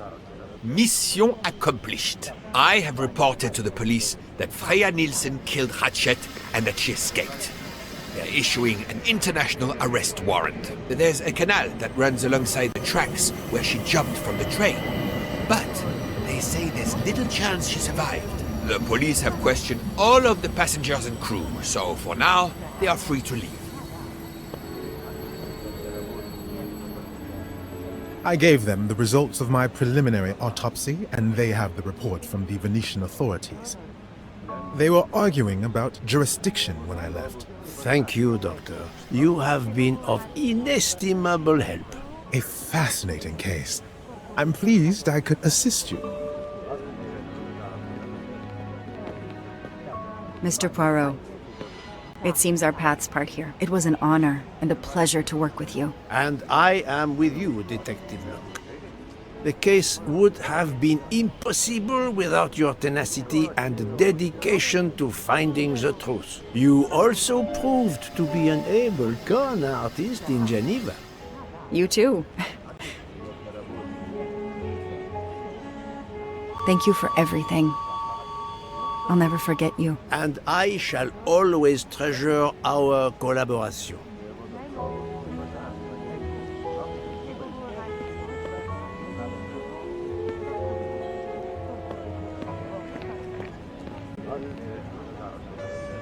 Well, that's that. I'm hungry. Let's go to the Wagon Rouge restaurant. They make an excellent leg of lamb. But it's only 5:34 p.m. Is food all you really think about, my friend? I'm the one inviting you. You've well deserved it.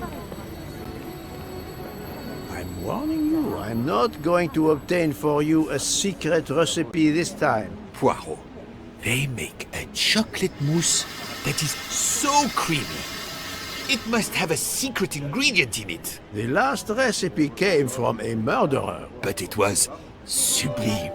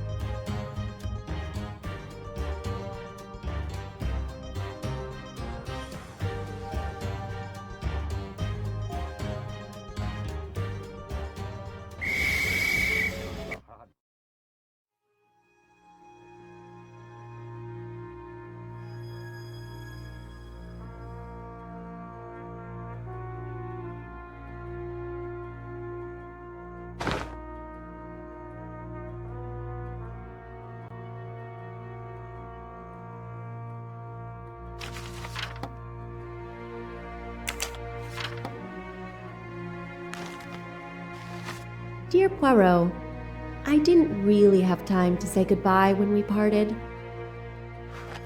I thought I had beaten the greatest detective in the world.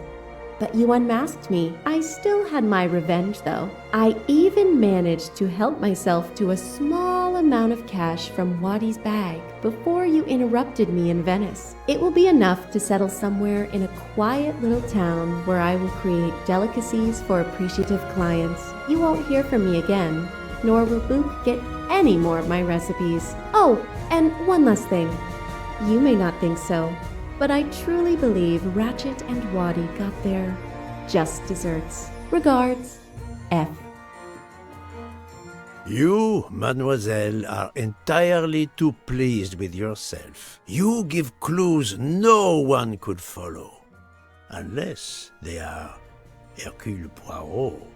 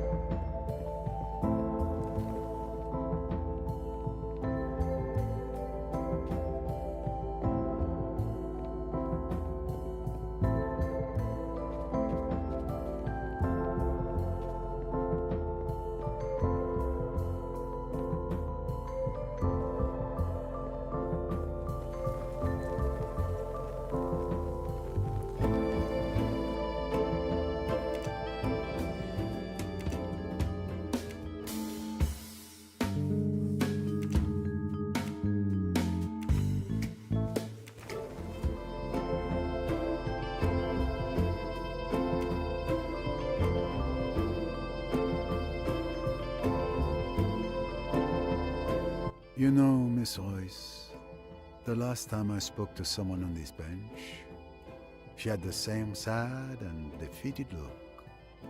It's a good place to reflect. I'm not used to giving compliments, but you are an excellent detective. Your help was invaluable in unmasking Jacqueline de Belfort and Simon Doyle. I thank you again. It was a privilege to work with you, Mr. Poirot. You are undoubtedly the best detective I have ever known. And yet, there are days like today when I would rather not be.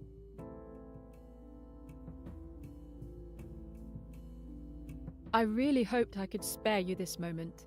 You neatly threw me off the scent. The idea of the salt bottles was quite clever. Truly clever and executed perfectly. It required Mr. Hayashi to remember the bottle stuck in the victim's jacket. Even then, only an outstanding detective could grasp the critical importance of this detail in the investigation. Delaying the discovery of the body, very ingenious. I long believed that the death occurred just before the body was found. You made it seem like the murder occurred much later, thereby creating a rock-solid alibi for yourself at the time of the body's discovery. One must appreciate the irony, as it was I who inadvertently provided you with that alibi by inviting you to play chess. But I suppose you wouldn't have had any trouble finding another way. And you also needed someone who could testify that the pool was empty when you were there. After sinking the body, you deliberately waited for someone to come out onto the terrace. That was Ferguson. You made sure he saw that the pool was empty. By leaving an empty bottle at the top of the stairs by the dock, you hoped to make it seem like Pennington had gone down to the docks by himself all along. But ultimately, your presence on the terrace before Ferguson's arrival, worked against you. Once the hypothesis of a death at 10 p.m. was ruled out, you became my primary suspect by default.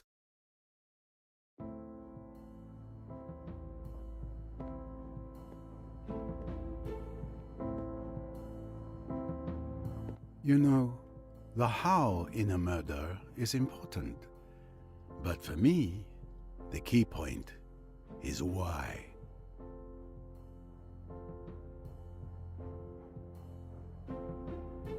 Why kill Pennington? When I found your room door open, I almost wondered if you had done it on purpose. And everything became clear when it dawned on me that you had ransacked the room yourself.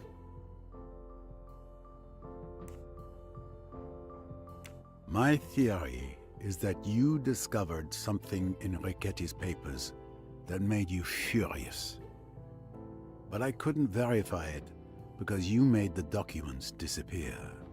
I imagine that they must now be at the bottom of the Nile, along with Ricchetti's satchel. The river bottom was a very popular dumping ground throughout this case.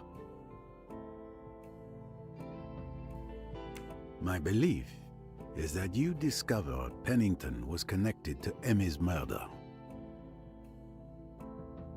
And that drove you into a rage. That bastard. He was the one who ordered Ricchetti to kill my Emmy. When I realized that, I lost it. Explain to me what happened. Don't try to humor me, Mr. Poirot. I know very well you've already figured it out. Perhaps, but I'd like to hear it from your perspective, if you would indulge me. Very well. When I realized, I lost it. I turned my room upside down, ripped everything apart. I stormed downstairs to find Pennington. He was completely drunk and laughed in my face, mocking Emmy when I confronted him. He said I could never prove it. But of course, it was never my intent to prove it. I pushed him with all my strength. He fell on the edge of the pool and that was it. Flesh hitting concrete. It's a shame it came to that. I'm sorry. I could say I never meant to kill him, but in truth, I don't regret my actions. I suppose you're going to turn me into the police now?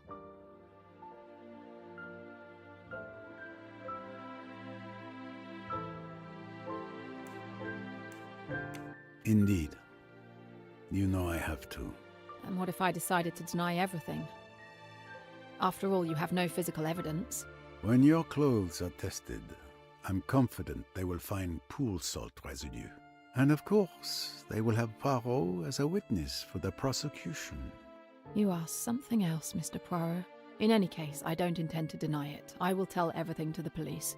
I've made peace with myself. Emmy is avenged. That's all that matters.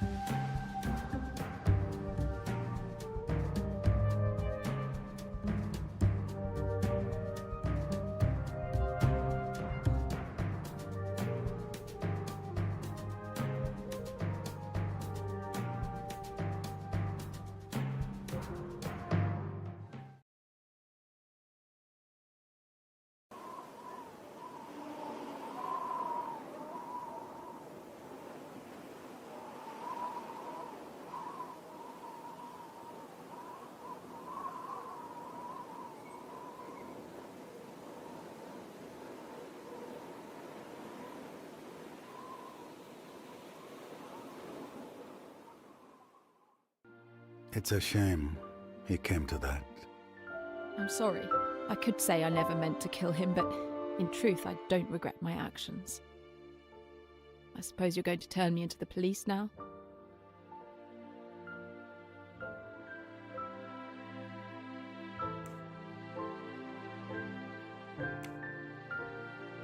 The police? Why should I do that? The evidence is clear. It was an accident. Mr. Pennington was drunk. He slipped and fell and died from hitting his head. Thank you, Mr. Poirot. Do not thank me. You are at heart a good person. It is not the past that matters, but the future.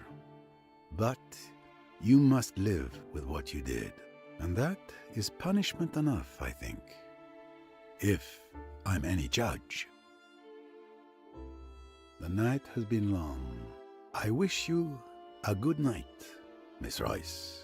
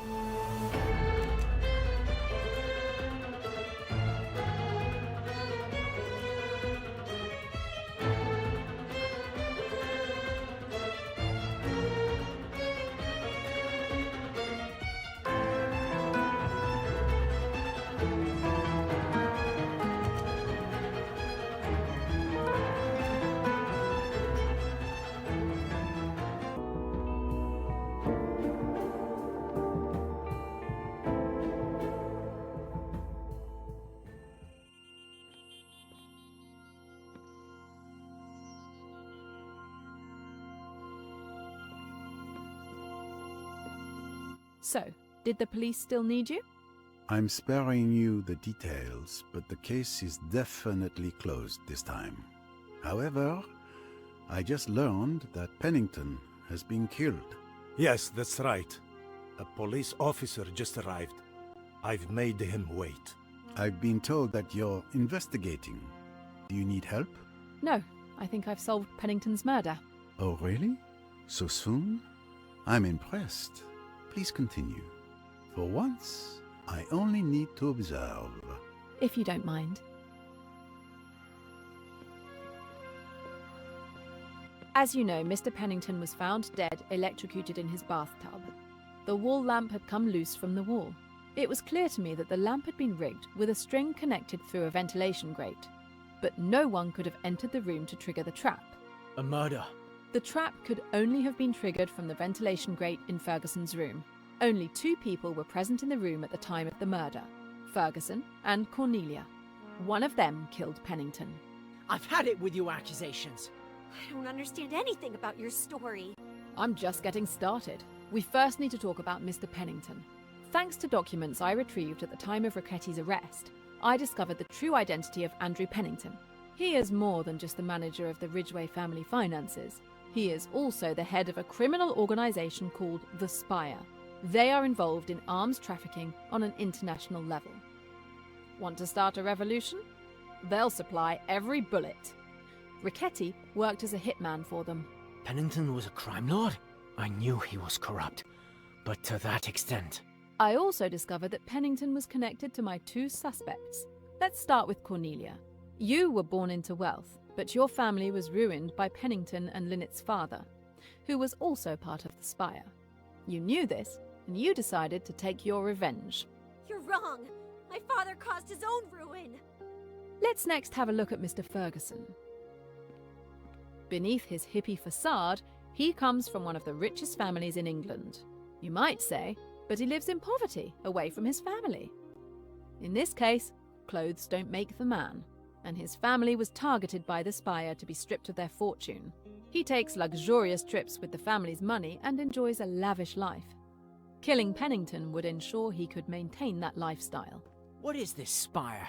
I've never heard of it. It sounds like the villains in a James Bond movie. The Spire is real enough. I can prove it. So, both suspects have a motive to kill Pennington. Here's how the murder happened.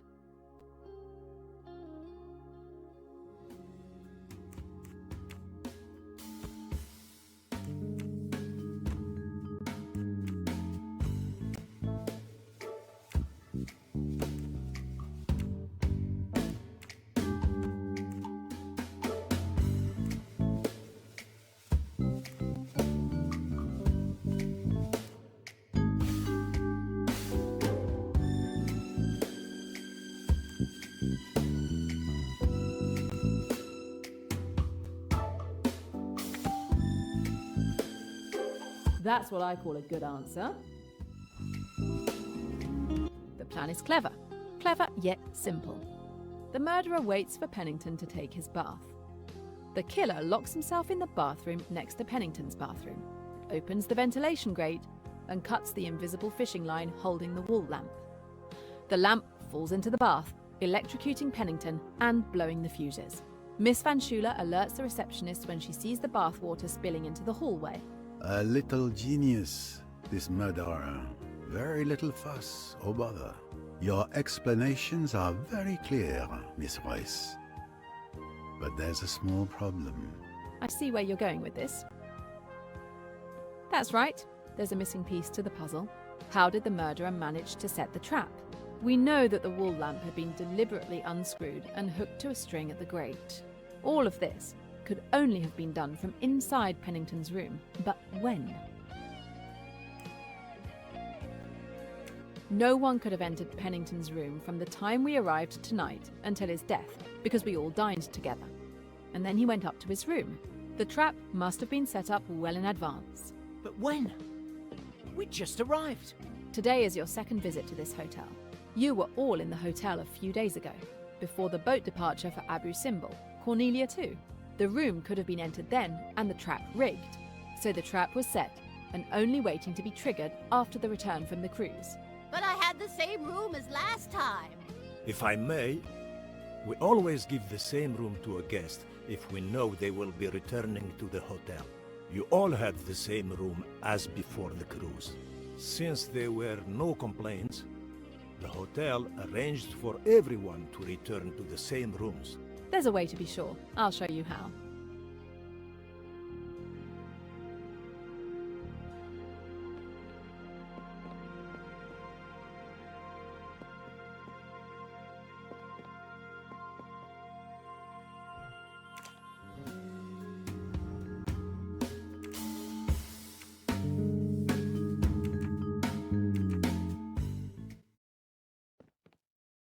Nope, I'm a big girl. I can do it myself.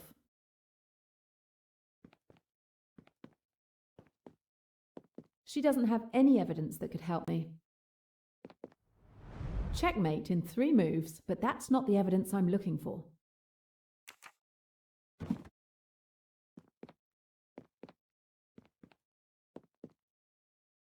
Nothing in her testimony can help me here. The news travels fast, but that's not the evidence I'm looking for.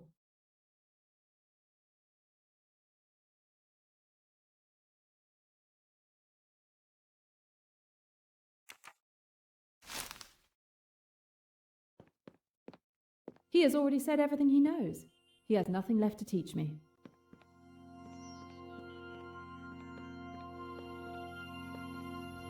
The cruise passengers took all the rooms, but that's not the evidence I'm looking for.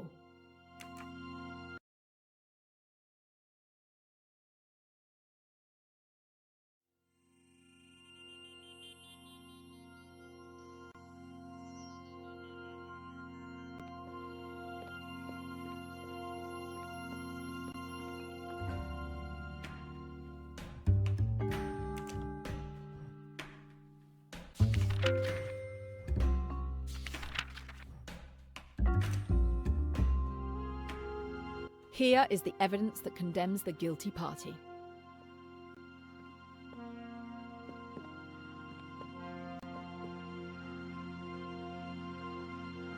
I can therefore identify the culprit with certainty.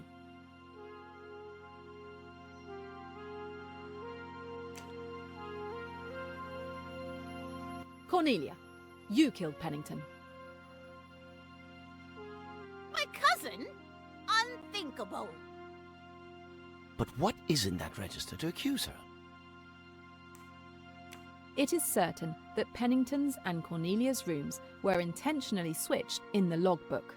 The receptionist reiterated that he always assigns the same room. But what happened with this logbook? It's simple. It was Cornelia who swapped the rooms in the logbook. The night before the cruise departure, she set the trap in her room, then took advantage of the receptionist's sleep to falsify the logbook.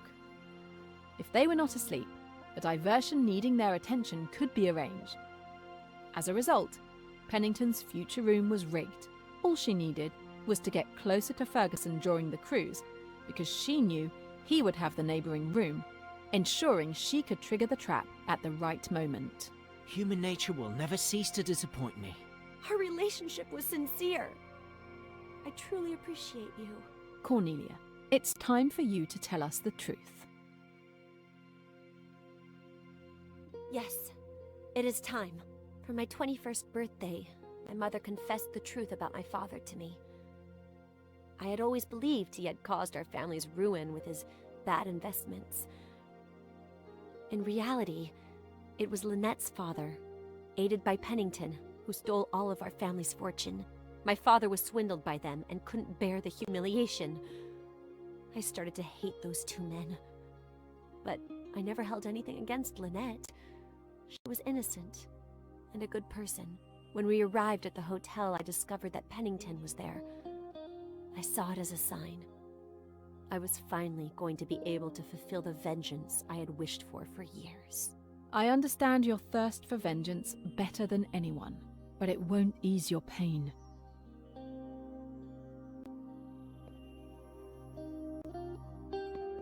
My dear, I didn't know. I'm sorry. I should have been there for you more.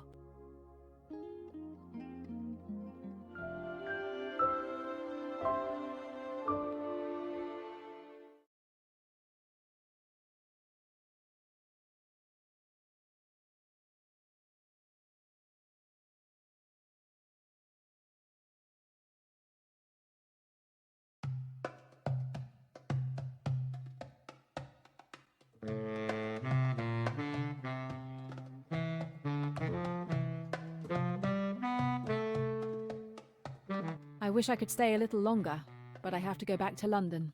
I would have enjoyed traveling back with you, but I'm staying a few more days. I might, finally, be able to relax and enjoy Egypt. If it is not impolite to ask, what are you going to do when you return to England, Miss Royce?